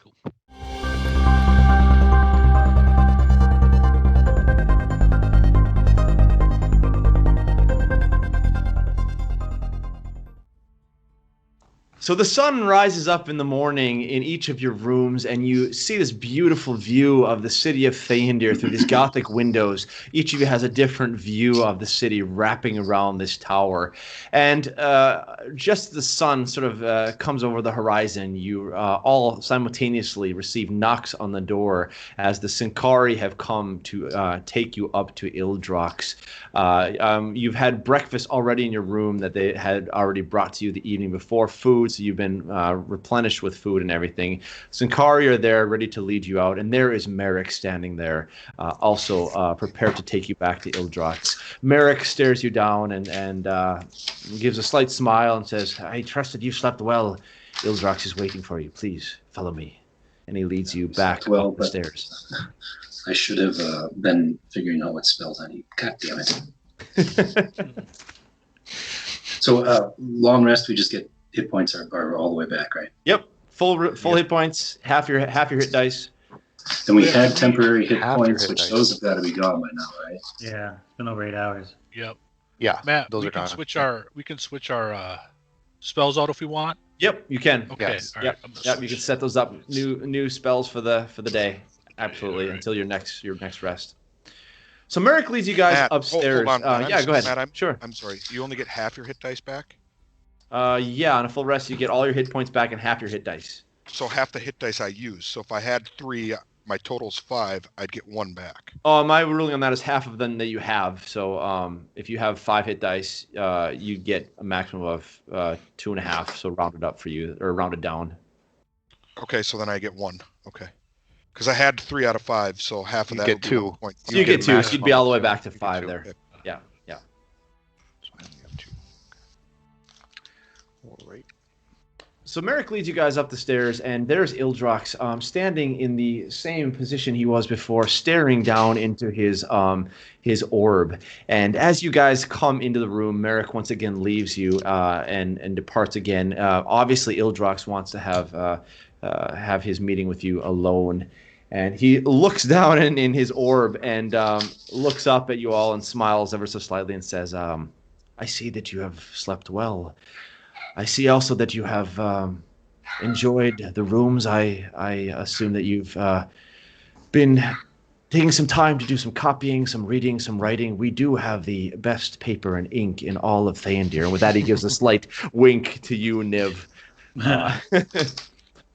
I just tell him, "Oh, can you guys get some of that for me?" I'm sure we can arrange anything for you. But we have more pressing matters at the moment. As we said last night, time is short. And I must be frank, I do have a task for you. I have considered this over the evening. Given that fate has brought you here, given that fate has brought these items into your hands, I believe that Bahamut is using you in a way that I do not quite yet perceive. But I do have a proposition for you. I assume that you understand our story quite well here. You understand the history of Theondir. You have been here for a while. If not, I can give you a quick refresher, though. Well, we've been here like a week, right? Yeah. Like 2 weeks. Most eventful 2 weeks in history. Yeah. You do remember the city was founded, of Teravin was founded by Thaldan and Haleth. And they were mysteriously killed in a battle which ensued, which I was not present to witness, even though I have been a part of this story since the beginning.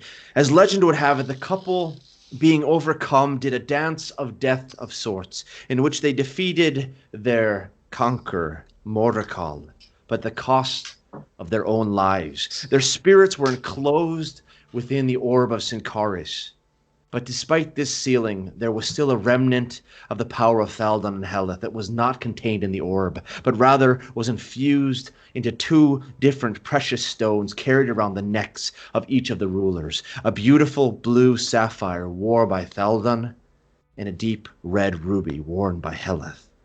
The two brothers, succeeding their parents, would have these stones forged into a pair of vambraces that each of them would possess and wear on special occasions. Silas, as the elder son, would wear the blue stone on his right arm, and Eldian, as the younger, would wear the red stone on his left. The peace of the brothers, as the left and right arms of power in the kingdom, however, would be short-lived. At the outbreak of the Great Civil War, there was a coup in the royal court between the assembly of the three great wizards. One of them, Elros, master of the crystalline, would abscond with the vambraces of Silas, while the second, Onegron, lord of the refining fires, fled with the vambrace of Eldian. I'll give that to you again. Yeah. We have Elros, Eleras, master of the crystalline, absconded with the vambrace of Silas, the blue stone vambrace. And the second mage, Onegron, Onegron, lord of the refining fires, fled with the vambrace of Eldian, the red stone, the ruby. I, the third of the great mages, would take control of the orb of Synchari and flee with Silas to the island of Theondir, where we are now standing. Here we would establish Theondir, yet another pocket of light in the midst of darkness. But the darkness fought back, with the Lady of the Dead leading the charge. Silas and I, however, the unity of military and magic, were able to push these forces back and to fortify the city. That is, until now, as hints of shadow have begun to fall upon us. And as I mentioned, I, unfortunately, must remain here to protect the Orb of Synchari. I fear the time of peace is running short. But fate has directed you here. Fate has brought perichoresis and the amulet of the Thunder into your possession, and fate has now given you the breastplate of the Lady of the Dead. This is not a coincidence. Your paths are inexorably intertwined with the fate of Theondir and the fate of Terrawen. We need your help. I need your help. You must retrieve these two vambraces before they fall into the possession of Felwind, and bring them here again so that we, and not the forces of darkness, may make claim to the fulfillment of the prophecy. We have no time to waste. Will you join us in this fight for life, for light, for survival?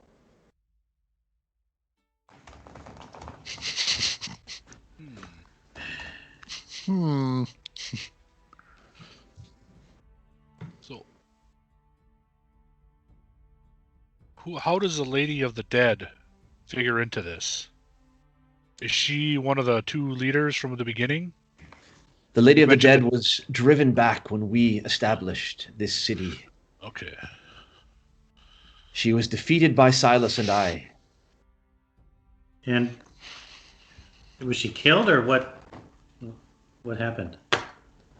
I believe it is impossible to ever truly kill the Lady of the Dead. She shall always return. But we vanquished her for the time being. Her armor was dissipated and lost.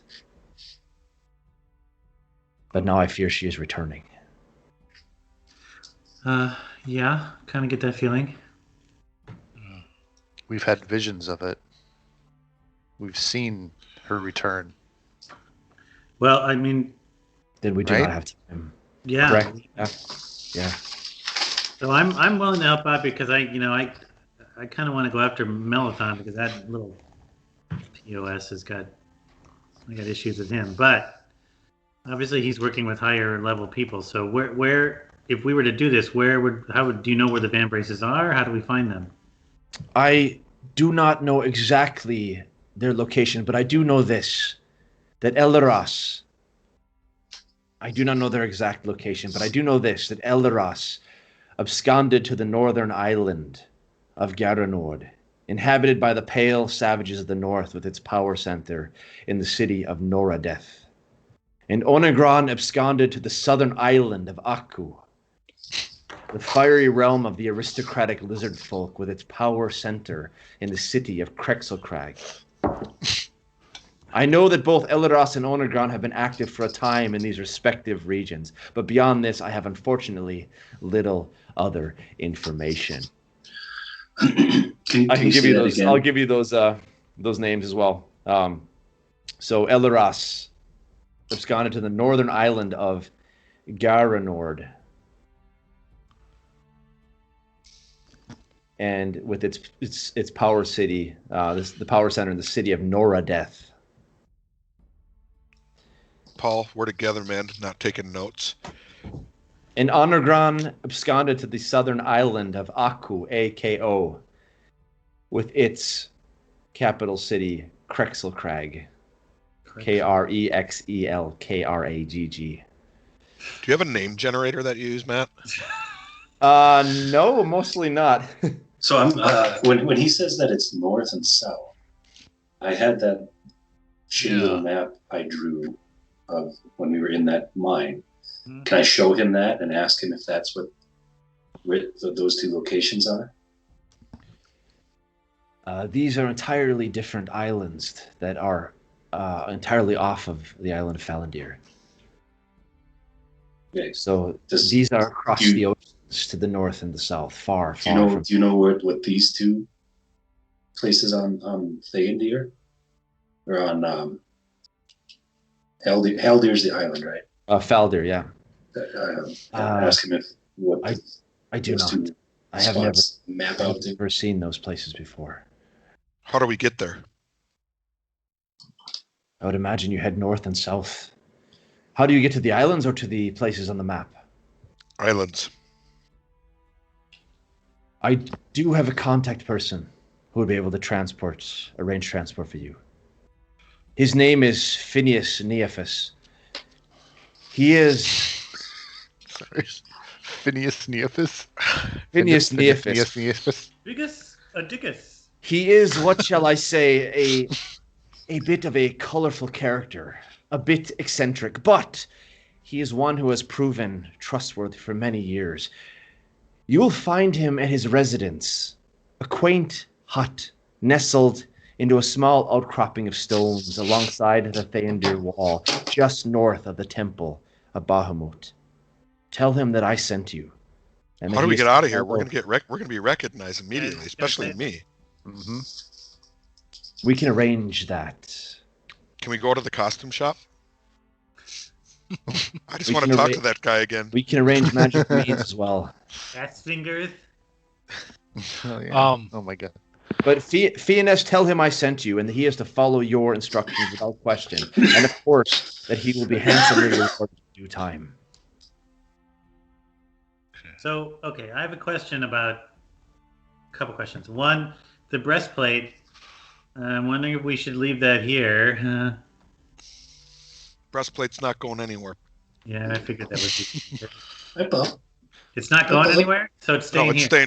No, My you know what I meant. recommendation as well to you, Half-Orc, is that I would not take it off unless you have somebody with you versed in the dark arts. Legend has it that this armor cannot be worn by a mortal. I would assume that you have either been lucky or you have been blessed by the gods when you put it on. I would not risk that again, taking it off. Okay. So I have a question. When all this is said and done, let's say the world's saved, where do you stand on the succession and everything? Who do you support? Do you support the Sons of Silas? Do you support not? Like, who do you feel is the true ruler of Theondir? From the line of the mother, my sympathies lie with the matriarch, the line of Findala.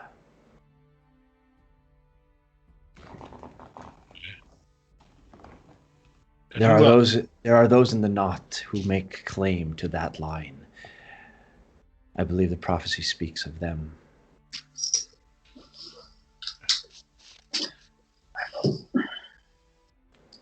All right. I'm in. So you want us to go to these two cities and get the vambraces and bring them back here, so you have all three of the artifact relic things? Is that what we're getting right? Yes, to fulfill the Yeah. prophecy.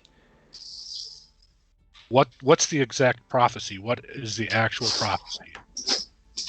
There are two parts of it. From destruction, the seeds of new life.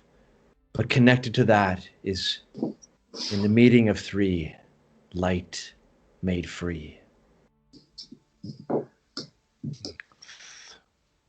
3 what? 3 artifacts. 3 artifacts. So we So only the- have the 2, gem- right? The gem and the bracers. Well, The no, prophecy- the vambraces the prophecy- and then, ball. That's the The vambraces prophecy and the seems to point to orb. that. The vambraces united with the orb of Syncharis through the line of the mother will fulfill the prophecy. Peace shall be restored, darkness shall be overcome. Okay. Light will be set free.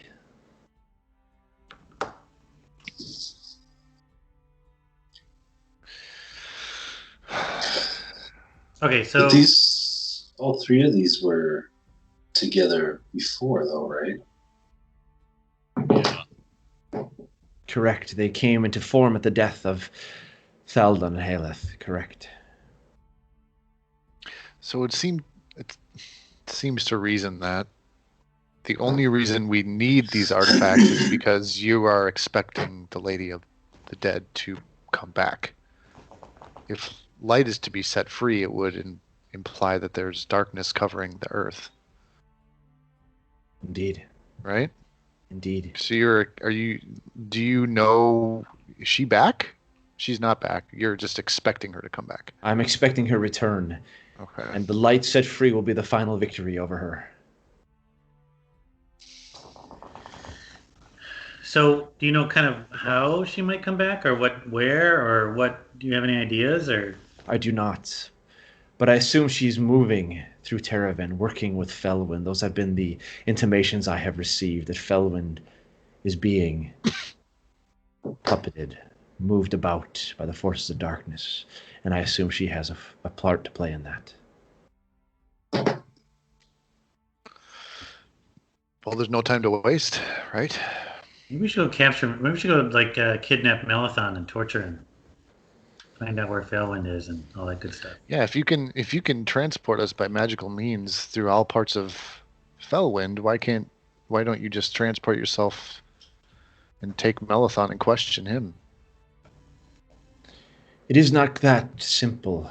Melathon is far more powerful than you think. And I'm also afraid that if I leave the Synchari, the orb of Syncharis will fall. I must remain here at the Academy. How do you know we're not being watched? I mean, you were able to watch us in every move we made. How do we know that Melathon isn't doing the same thing? We are most certainly being watched. Oh, good. So Sting. what are we doing? I mean, do you have anything to fix that? Then he knows everything we're about to do. Watched, perhaps. Understood, heard, perhaps not. I would not be surprised if Melathon and Felwyn knows that you are here. Our plans, I do not think they know. But I'm guessing they imagine we have similar plans as they. The race for the vambraces is on. All right, so how far away are these islands? I mean, are we talking like days' journeys or what? Several days in both directions. And how fast can you get us there? Or how far can you transport us? I cannot transport you outside of the city. That is why Phineas will have to take you to the harbor city. Oh, okay. Is there anything?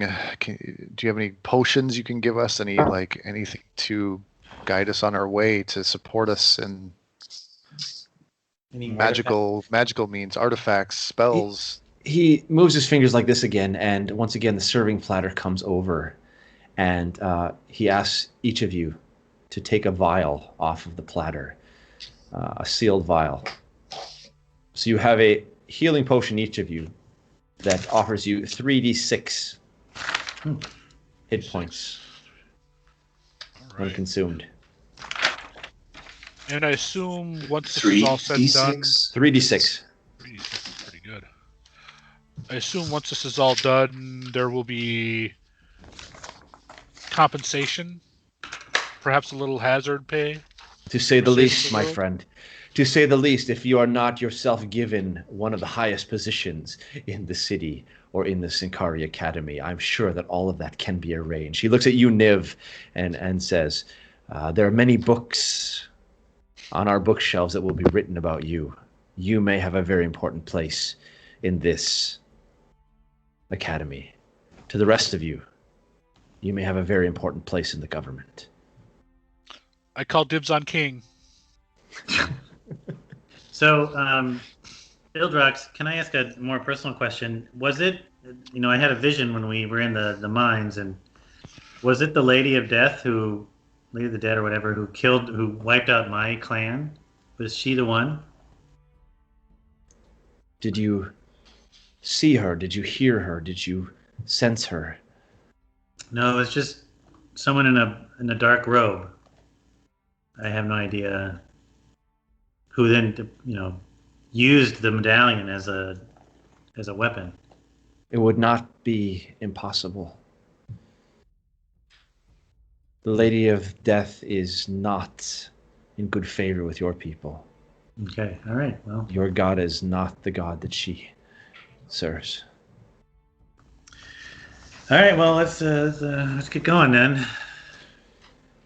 This is going to stop her. And Ildrox, he steps back and sort of sighs and looks you down, eyes down the group, and says to you all, you intrigue me, each of you. I do not quite understand what Helge or the Theondir has in mind. Neither do I understand why fate has brought you here, but I am not one to challenge the will of the gods. Still, I do know this, and his tone changes a little bit. If you want to survive the trouble now facing Theondir, it is important to make allies and to keep your loyalties pure.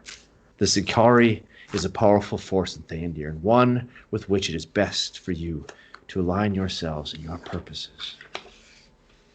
There's a slight pause. This will not be an easy journey, and it will not be without its share of danger.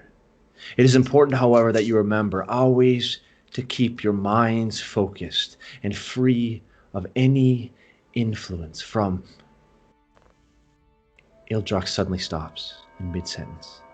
A pained look shoots across his face as he winces and slowly turns his eyes upwards, following a line of sight along the column of light. And for a brief moment, you see a fluttering of cold, lifeless shadow. I feared this time would come.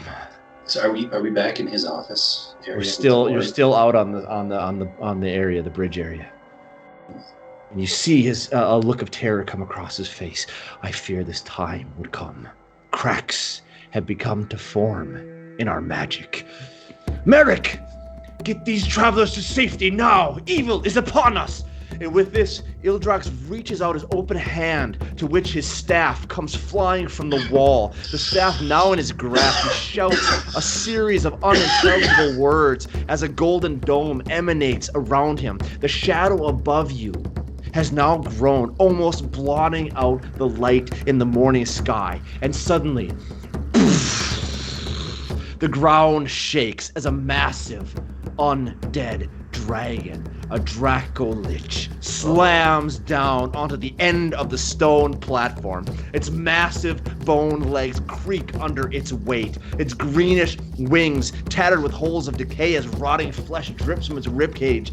The bony head snaps around, catching sight of Ildrox and the rest of you as its hollow reddish eyes flash in fury. Its gaping mouth opening wide as a sickly screeching sound emerges from its mouth, piercing your ears. And you instinctively cover your ears, almost as if you feel blood is pouring out of them. The attack has begun to trickle through the protective energy field. I need all of you to give me a wisdom saving throw to avoid fright. Let me show you how this looks. Wisdom saving throw. An attack. And this is fright, so I have advantage against that. Sweet. I got 20. Oops. Did you roll a 1? I got 12. A 12. So, Bholen, you are not frightened. Matt, Yes. wisdom saving throw? Wisdom saving throw. 11. 11. Grogil, you are frightened. I'm 14. Frightened as well. Oh, come on. So a frightened creature, you have disadvantage on ability checks, attack rolls, while the source of its fear is within line of sight. The creature can't willingly move closer to its source of fear. So as you look into the sky, you see cruising down, crashing down in front of you, Oh, crap. a Draco Lich. Okay, so I got a 4, so I'm scared. I Do we think get to everybody make but a- me. Do we make a saving throw then after every turn? Yes, at the Is that start of what- every turn, you can okay. make a saving throw. Merrick, go! Shouts Ildrox again. And with this, the orderly Merrick begins to turn and to sprint for the entrance to the quarters. Running, he turns and looks back at all of you, barking out a command. Hurry! You must come with me! My adventures of you. Each of you has now 6 seconds to take one action before combat begins. What do you want to do? So we Merrick do is we running fight? away. Well, yeah. So where everybody- is the? Well, is the orb back in that silver pillar? No, the orb room is out this direction. Okay. So this is that's it's out here that way. So if I'm like scared out of my wits, am I going to be able to like act appropriately, or am I just going to? You can run away, and you have disadvantage. So you can get the heck out of there if you want. You have disadvantage on ability checks and attack rolls, as long as this thing is in your line of sight. And right now, it is taking up this entire platform.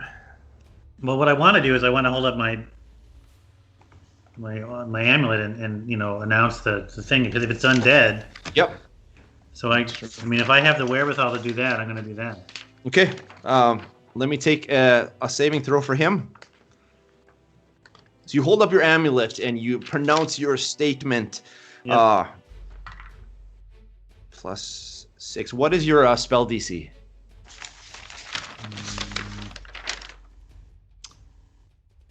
Well, the save is 13. Okay, so he passes it. He is able then to hold back the radiance coming off of your amulet. Okay, damn. Caroline's one action. What else would you like the rest of you like to try? What's I'm Merrick running. doing? Is he trying to get us out of there? Meredith is fleeing, running towards the door as fast as he can, trying to get you out of there. I'm actually going to have him, for his action, he is going to move his full 60 feet. That will get him all the way up to the door. I mean, we can't we can't fight a dragon. You saw what I Well- did in the hall, right? When I was a dragon. Yeah. So I'm running. I am booking it out of there. I'm Okay. following Merrick. Me too. 60 feet. That will get you almost to the door. Who else is I'm- running? Yeah, I have 30. Well, you can dash though. Use dash, your right? action. Move. Yeah. Yep. Okay. I'm gonna bonus action, double dash, and then I guess I'm gonna take a shot with my bow. Might as well. Okay. Go ahead and give me a shot. With disadvantage, right? Disadvantage on attack. Yeah, you're afraid. Oh, that's gonna be a good one and a bad one, so that's a miss. Okay. Well, Flies 10. right over the 10. top. Yeah, flies right over the top of the Draco Lich. He kind of swings his head around, just letting another screech there as well. Caroline, you use your action. Niv, what do you want to do? Oh, I said I was running also. Oh, you're gonna run as well. Okay. Yeah, because we're outside, right? This Yes, weight right now thing. he landed on this platform and shattered the glass. It all fell But if around you. that's- Yeah. So now we're there's- still way up, super you're high too. Right? Standing several hundred feet above the ground at this point. Okay. That is the one action that you all received. And let's go ahead now and roll initiative, everybody, to see if you successfully get out of here before the Draco Lich gets an attack on you. That's disadvantage too.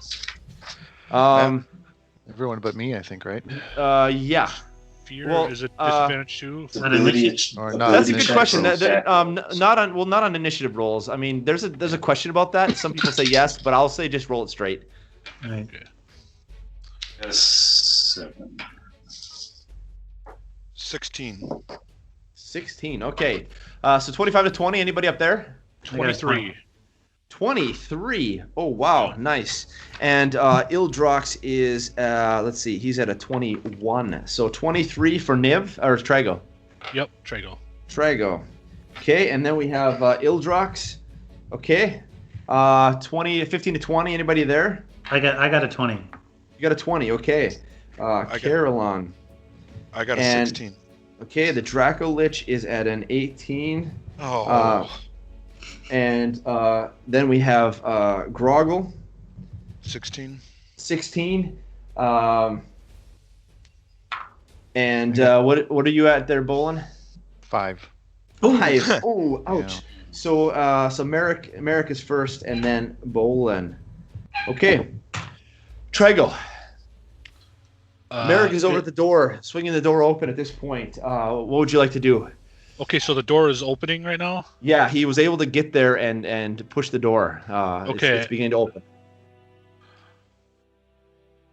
I mean, how close can I be for this spell? It'd be funny as hell if it worked. No, Chad- that's 30 feet. Chad, can you move your camera like? Oh, I'm sorry. Yeah, I'm kind of leaning over. Aren't I? Gotta make sure to get that lint brush in there. That's important. Yeah, right. You didn't change much, dude. Yeah. How about this? Is that Yeah, better? that's better. That's Yeah. better. I'm gonna take another shot at it. Okay. Yep. Go ahead. That's 11. 11. That's gonna miss. Also, Okay. flying through one of the holes in the rotting wings, flies right All past right. him. And then Yep. I'm gonna make my movement and get the hell out. Okay. Get through Yeah. the door. So you're able to successfully get out of the door, and you Can enter out. Can I try to? Is there something I can hide behind? Like get through the door and like hide, like. Absolutely. Yeah. Yeah. There's. And then- It's big enough hallway and big enough. Yep. I'll use my bonus action for Door that jams. and 13. 13. That's not going to be good enough to hide from him. No. All right. Okay. Ildrox's turn. He is going to he's going to raise his staff now. This is almost like a Gandalf moment on the bridge. It's amazing. Ildrox is going to raise his staff, and you see this force of energy coming off, and he is going to try to cast banishment. Hmm. Let's see. And so we have to do a let's see here. Charisma looking up charisma banishment. saving throw. Okay, charisma saving throw. On a 15 or higher. Boom! So he is successfully able to cast this spell, and you see it coming off of his staff. This energy field comes across, shoots across this lich, and disappears into another dimension. A concentration spell for 1 minute. You guys have 1 minute now before he returns. Ildrox now focusing intently. He will return in 1 minute to exactly the same spot at this point. So that is the end of Ildrox's turn. He is going to also move backwards a little bit, though, and head more towards the door as well, holding his position right there. Caroline, you are up. I'm gonna leave. Okay. I'm gonna go to the door with those guys and like. Yeah. And if we're all leaving, then I think we should leave. You'll be able to make it to the door, no problem, if you use your dash. So Caroline, you also there. Draco is, let's see, he is banished for a minute, so he is unable to come back. Grogil, Merrick, Bholen, you're all really close to the door at this point. Merrick is shouting for you to leave the door, leave the door.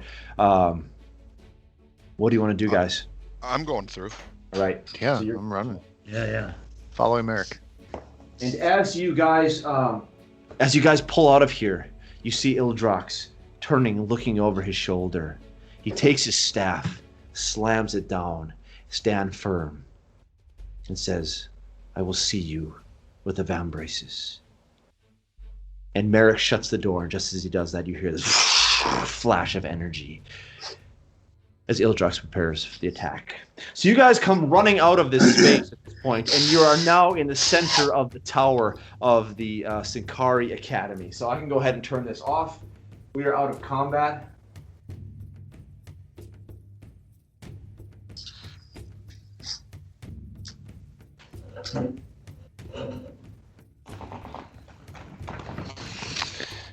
So we got to find Phineas, right? Phineas Neophis. So you guys, Merrick is pulling you down now, and you can see that all of the Synchari are now sprinting as if an alarm has been set off, and they are running up the stairs in droves of them. There's 30, 40, 50, 60 Synchari running up these stairs, heading up towards where Ildrox is to help him fight off this Draco Lich. This is clearly a massive deal that a creature this size has been able to penetrate the force field. Clearly, the magic is getting cracks in it. The time So of is the big force field column still going though? It's not still like the whole going, thing yep. turned off. Yeah, it's still going. It's still intact, so it's still working. But somehow this creature was able to slide through. Interesting. There's cracks of sorts in the magic. We can see them now? The cracks?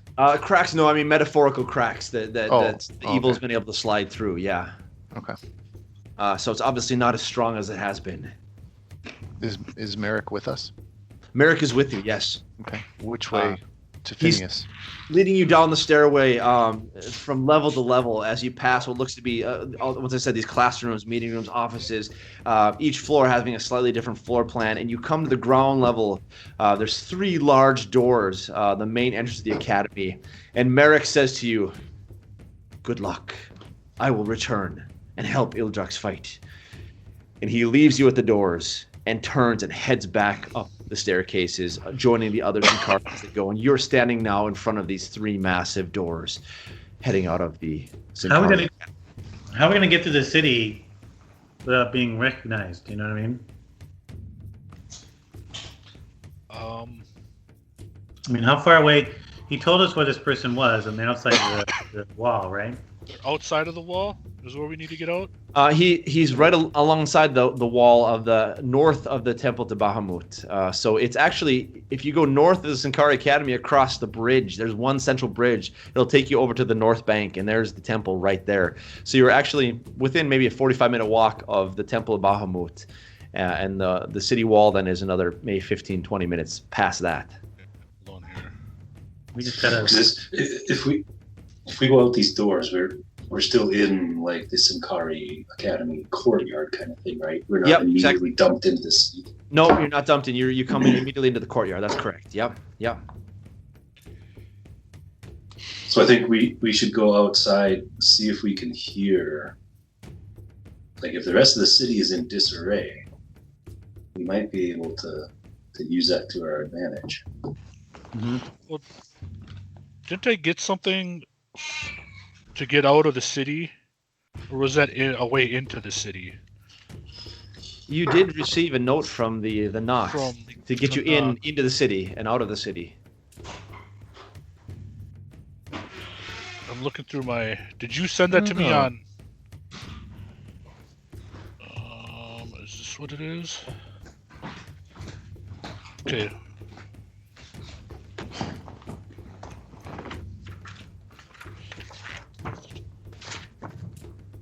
Okay, so are we going to the doors then? Are we going out?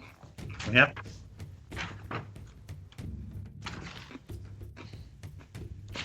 Damn, Matt.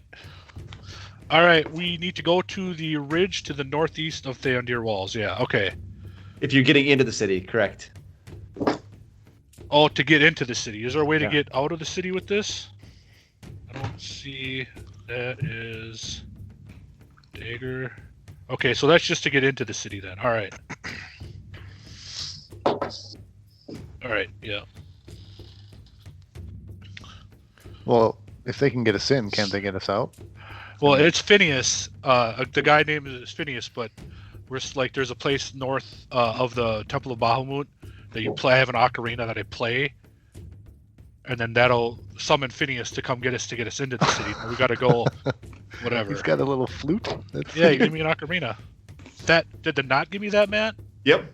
Tycho gave that to me. Hey, Yep. Macarena. Sweet. Correct. Oh, ocarina. So All right, let's go.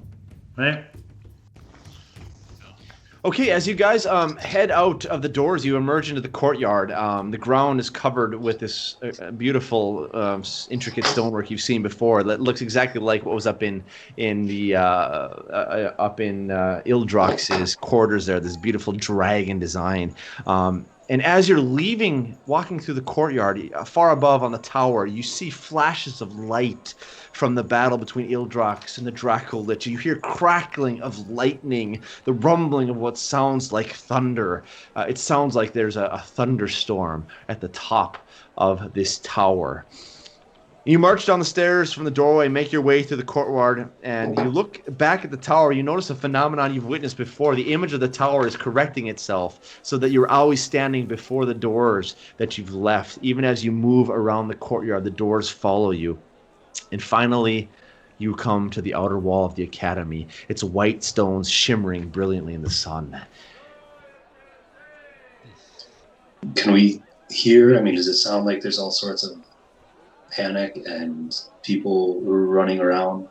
Give me a perception check. Courtyard? Give me a perception check. Ooh, natural one. Natural one. You hear the thunder, the lightning from the battle above, so you don't really hear much else at this point. The shimmering green energy on the wall is still there, and you put your hand up against it, and you're not able to pass through at this point. The energy is still holding around this wall. okay. You still have that orb, Dan, right? Yeah. You can get us through. Up to 2 other willing creatures. So I can only do Yes, you have to myself do and 2 other people. You have to do it a couple times then, huh? Yeah. Yeah. You start Yeah. twice, right? Yeah. Sure. Okay. So Niv, you're able successfully to cast Transorbification with your egg structure, and you're able to move through the wall with 2 other willing creatures to come back and take the rest of the group. You're now standing outside of the wall on the perimeter. You look around and you see that there seem to be Synchari that are popping through the wall at different places. Apparently they have been called back to the academy, given this attack by the Dracolich. So you see this like flashing of lights all along the wall, kind of fluttering and flashing as people pass through the wall, casting Transorbification, running through. You're now standing here. The bridge to the north of you takes you across the Dalandau River over to the north bank. If you guys want to proceed, I need all of you to give me stealth checks. Yeah. Is there a lot of people out? Like non-Synchari guys? Across the north bank there are. Around here, there's not many people. Is anybody, are they all freaking out about the dragon, or are they going about their lives, or? The people in the North Bank don't seem to quite have noticed what's going on. It seems like there's some sort of strange thunderstorm or weather activity around the Synchari Academy, but they don't seem to be taking any notice of that. So I have a disguise kit. Do we have time to get some disguises going? You could get disguises going, absolutely. Well, because I was going to say, if I throw on that Synchari robe, would that Yes. aid? Yep. I'll tell you, Yeah. all of you who are using costumes or disguises, I'll give you advantage on your stealth check. We'll take a group stealth check here. Okay. So everyone roll a stealth check. If you have a disguise of some sort, get advantage on that. I got I a rolled this 21. 21, okay? 17. 17, okay. Wow. 26. 26, wow. 18. Wow. That's pretty good for old Grogil. He's got the bubble on his head. Okay. What a great show. So you guys are successfully able now to slide through without anybody noticing you at this point. You're able to cross the bridge into the north bank. There, rising up in front of you, is the temple to Bahamut. And behind that, you see in the distance the wall stretching for many, many miles. You are able successfully to head towards the wall in that direction. Ildrox gave you directions of looking for a strange outcropping of stones, and you will find a hut there. Give me a group perception check as well. Nice. 24. 24, good. 8. I got an 8. 11. 14 for me. Grogil, what'd you get? What am I doing? I'm sorry, I was distracted. Perception check. Ooh. 7. 7, okay. It's going to take you guys a while to find this rock outcropping. So I want you to give me one more group stealth check. You don't find it immediately. Ildrox With advantage? is not super clear. With advantage if you have costumes or disguises. 14 again. Fuck. 10. I got a 22. 24. Grogil? Fail. So as you guys are wandering around looking for this hut, eventually you do see something in the distance. It looks like the place described by Ildrox. And as you begin to approach the hut nestled into the outcropping of stones, you are stopped by a cold, brash, and aggressive voice. Who goes there? Under the authority of Theondir, lay down your weapons immediately. And you look up to see what appears to be a soldier from the Sons of Silas, swords drawn, bearing down upon you guys. I pull up. Just one of them? Just one of them. Just one I'm guy. still wearing my Synchari robe. Yes, correct. So I'm going to step forward and tell him that Ildrox has sent us on a mission out here. Step aside. You're interfering with Synchari business. Are you trying to persuade him or intimidate him? I guess I don't. Not necessarily real intimidating, but so I guess persuasion. In it. All right, give me a persuasion check.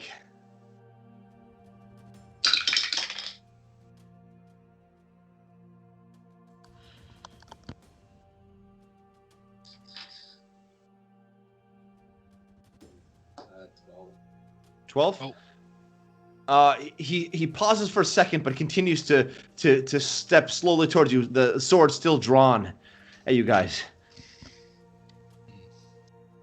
I said, put your weapon down now. I mean, I'll just kind of look over at Grogil and Yep. Yeah. Pull my morning star out. take him out. How many other people are around us, though? I mean, It's just this guy at this point. Just one soldier. there's like no other human. It's a bit strange. I'll just step aside. This is all the way. Yeah. This is all the way up against the wall at this point. There's just one soldier, which is strange that he's out by himself. Usually, the soldiers are at least in groups of two. Yeah, I'll just step aside and say, "Tried to tell you," and make way for Grogil. Grogil, what do you want to do? I'm gonna attack him.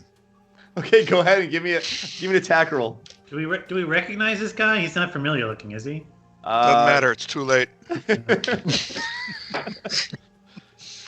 We're gonna search him and find an ID. Says Phineas. 11. Yeah, right. 11. Oh, Strangely enough, that is going to hit. Roll damage. So now it's that's 10. I don't need that. There's Grogil 8. disintegrates him into. Tiny. So it's plus 5/7. Since I'm only single wielding, it's the 7, right? Yeah. 11 damage. Okay, you strike squarely into this soldier, and you see him fly backwards onto the ground, prone, and you hear him scream out, "Wait! Wait!" And as he's laying there prone, the image of the soldier begins to shift and to morph was.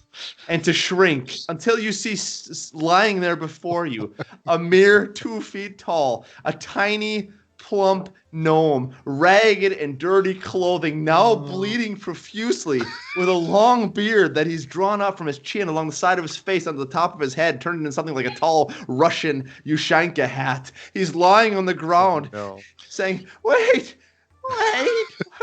God. wait, well, the name's Phineas Neophyst.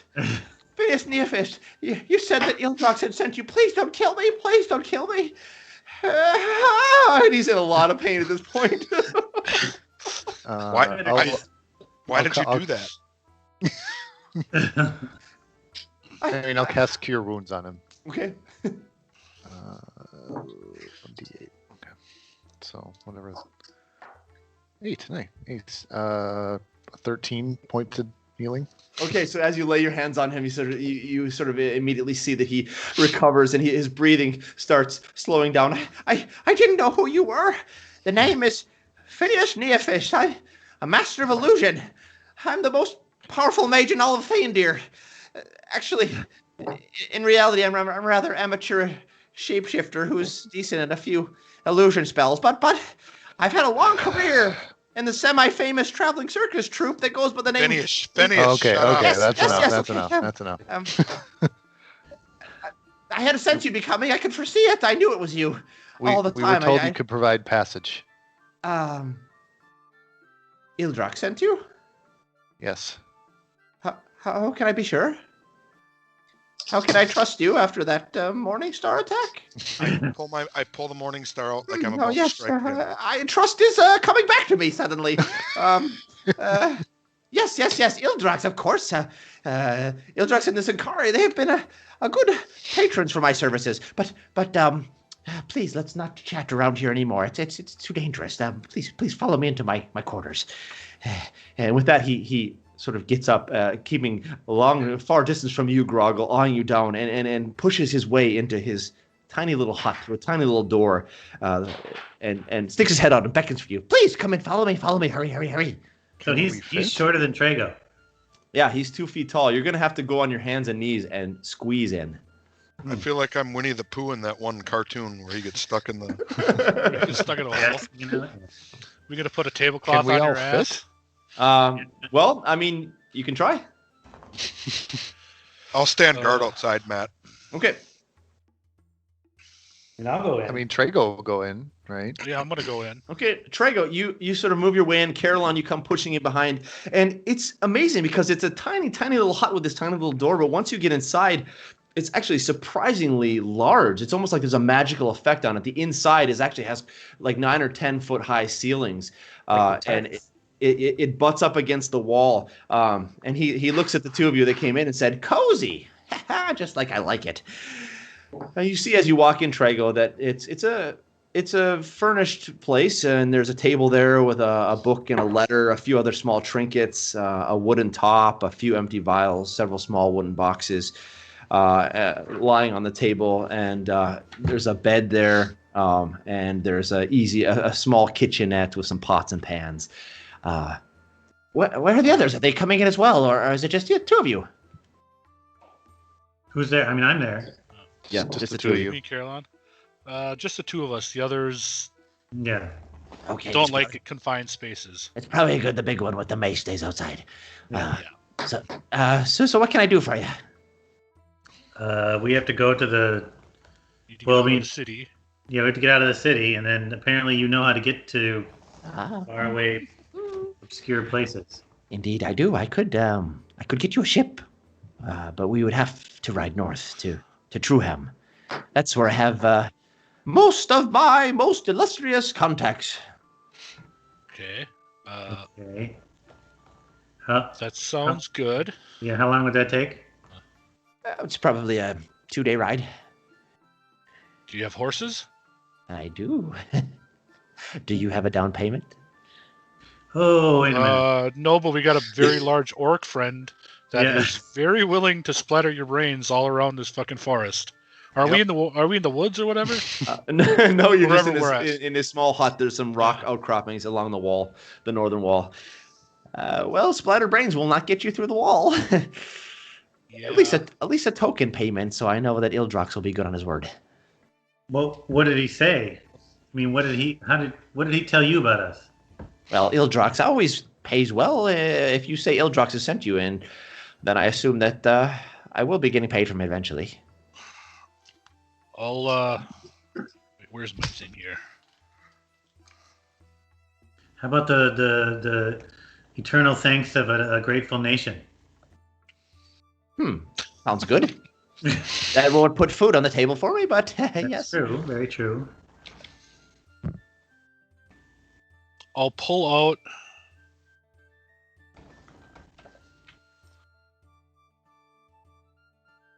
My morning star. I'm looking. No, just a little guy. It's like a spoon.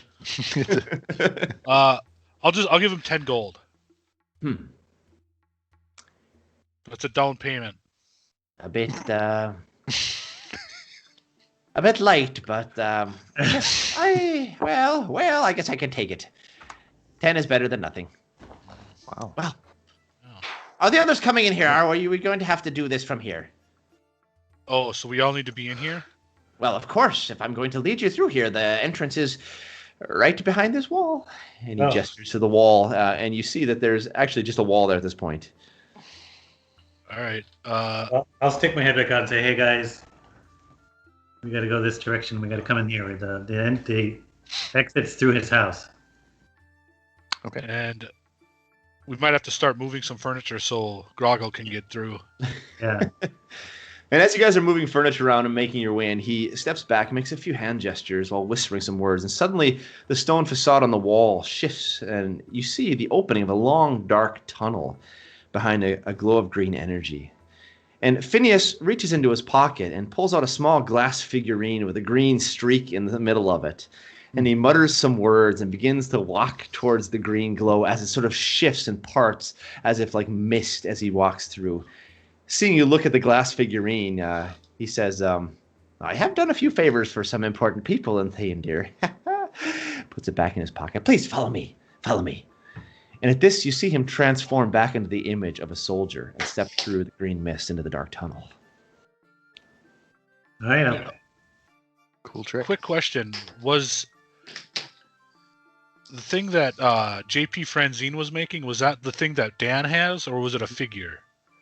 Both, yeah. There were figurines with this green streaks. There was this egg prototype, which... Yeah, because I've got the egg, but then I've also got a small glass man with a green ribbon inside. Yeah, I'm gonna ask him if that's of the Franzine make from our mutual friend JP Franzine. Eric, yes. you're muted. The best glasswares. Oh, Indeed, Franzine. what's he been up to lately? You talked to him? Last I heard, he had to skip town for a little bit. There was a strange conflict with some people from out of town. Unfortunately, I haven't run into them, so I've been doing okay. Yeah, strange how that happens. Yeah. And keep going. So after... Yeah. Okay, I'll follow him through. One other thing, Matt. I want to take a glance at the book and the letter. Does a book have like a name on it and like the letter? Is there anything I can read on it real quick? Indeed, when you look down at the book, you see that it is it's a piece that you recognize, a book that by the author Belf Berrydown, in fact, with the title "Feline Felon: A Romance," and the letter is written to somebody in Haldu Harbor, or sorry, it's coming from Haldu Harbor. Okay. Sent from Haldu Harbor.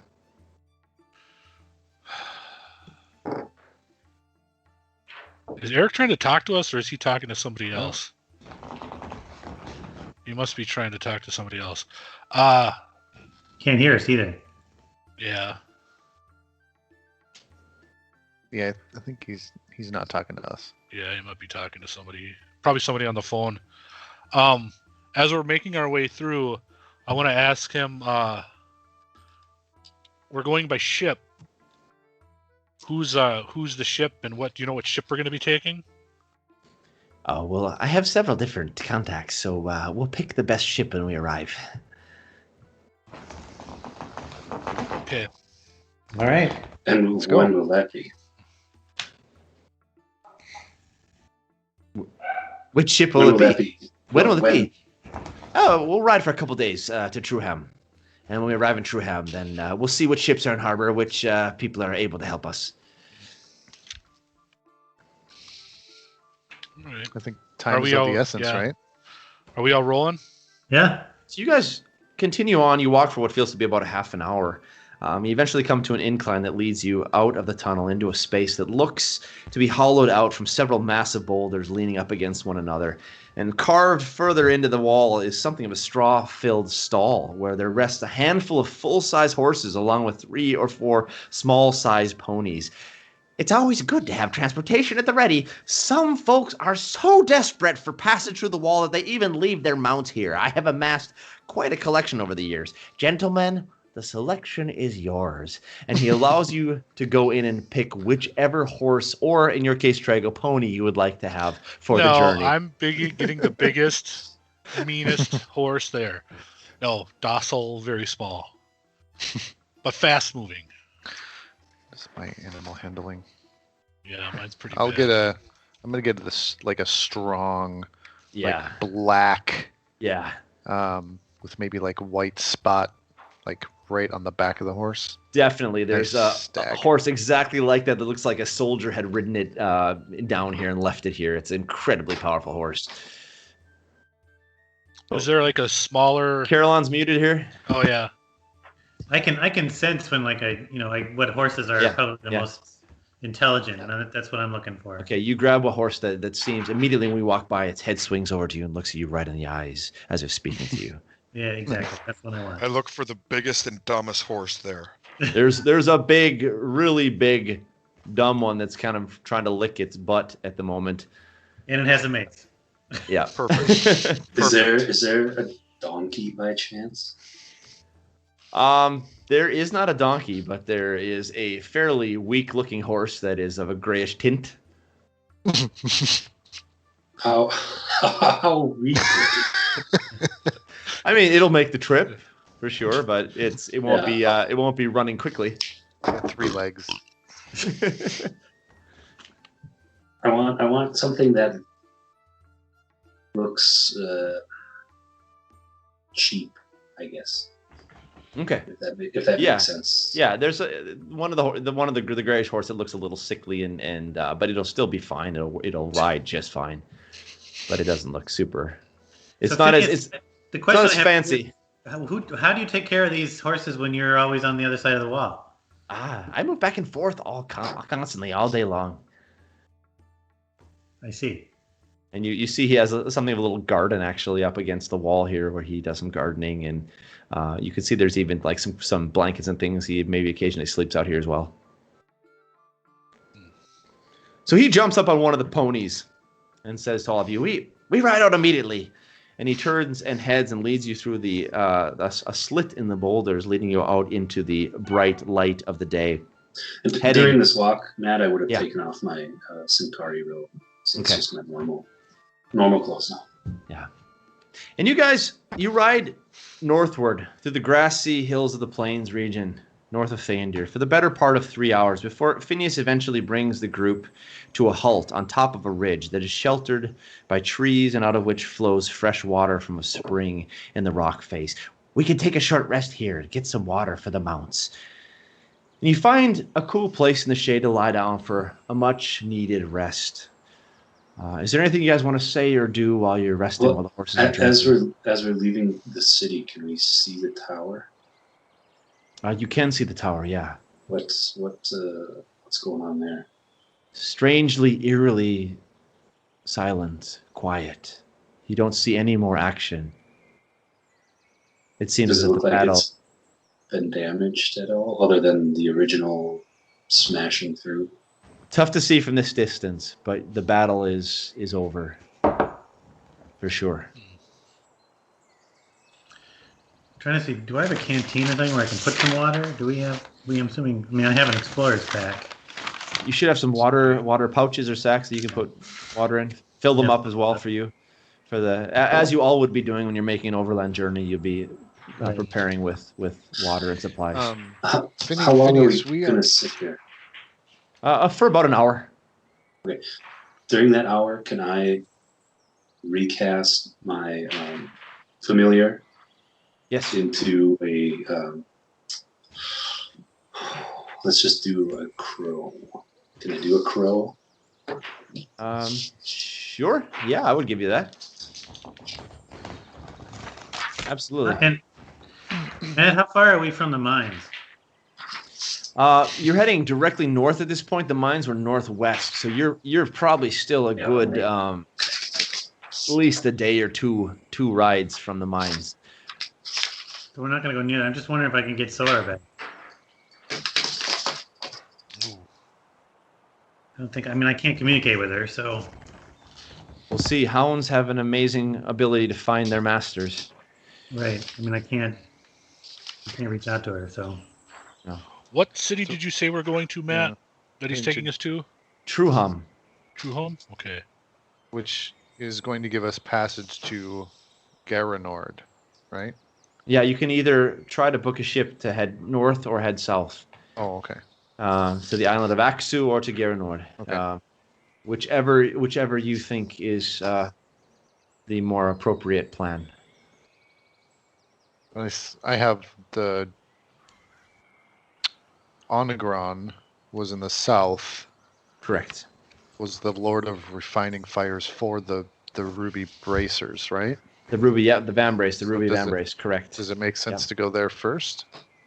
Do we go past Theondir to get there, or what? So the you'll go past where the Delendar River comes in. Yeah, if you go north, you'll head past out of the area of Theondir, moving away from the Navy at this point. If you go south, you'll have to pass by the waters of Theondir eventually. Yeah. Is there any logic to getting one earlier than another one? Like the one that I don't think there is there? I think maybe we should try to get the one that's closest, the fastest. I mean, because time is of essence. If we at least have one, and stop So all we the should go parts north. Right. You think first? that's closest. So, So if we go south first, then we're gonna have to double back and go north again. Mm-hmm. At least this way we're already Right. north-ish. Right. So we know the city where to go. We don't know where to go once we get to that city. Yeah. No, correct. So Phineas, our end, Phineas is our hookup. end, right? Our end city is Newerdeath in the north. What do you know, if anything, of that city? it's easy enough to get to. It's a major city, a major port city. You'll get there without any problems. Plenty of places to stay. I'm sure there are plenty of people who are willing to help you if you have enough coin. Yeah. Well, Do you have any know of contacts in that city? Elaras? Do I know Elaras? Yeah. I've never Or heard do you the know name of? You don't know I've of. never heard the name before. Is that bullshit? Give me an insight check.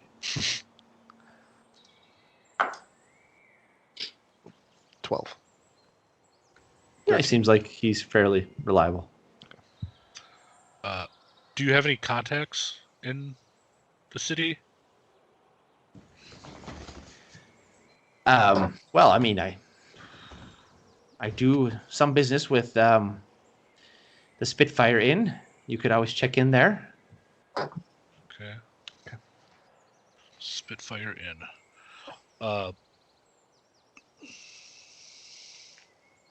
Yeah. Suppose we might as well just get going, huh? We're on the Turning move. on. So after a bit more than an hour has passed, Phineas has arisen and begun to prepare the horses. You hear a curious noise from below the ridge in the valley. The sound of the footfalls of horses and the creaking of carts moving along. And as you peer down from your perch, you observe what appears to be a caravan of sorts making its way along the low ground alongside the river. There are 3 horse-drawn carts, upon which sit numerous rat-like humanoids armed and armored.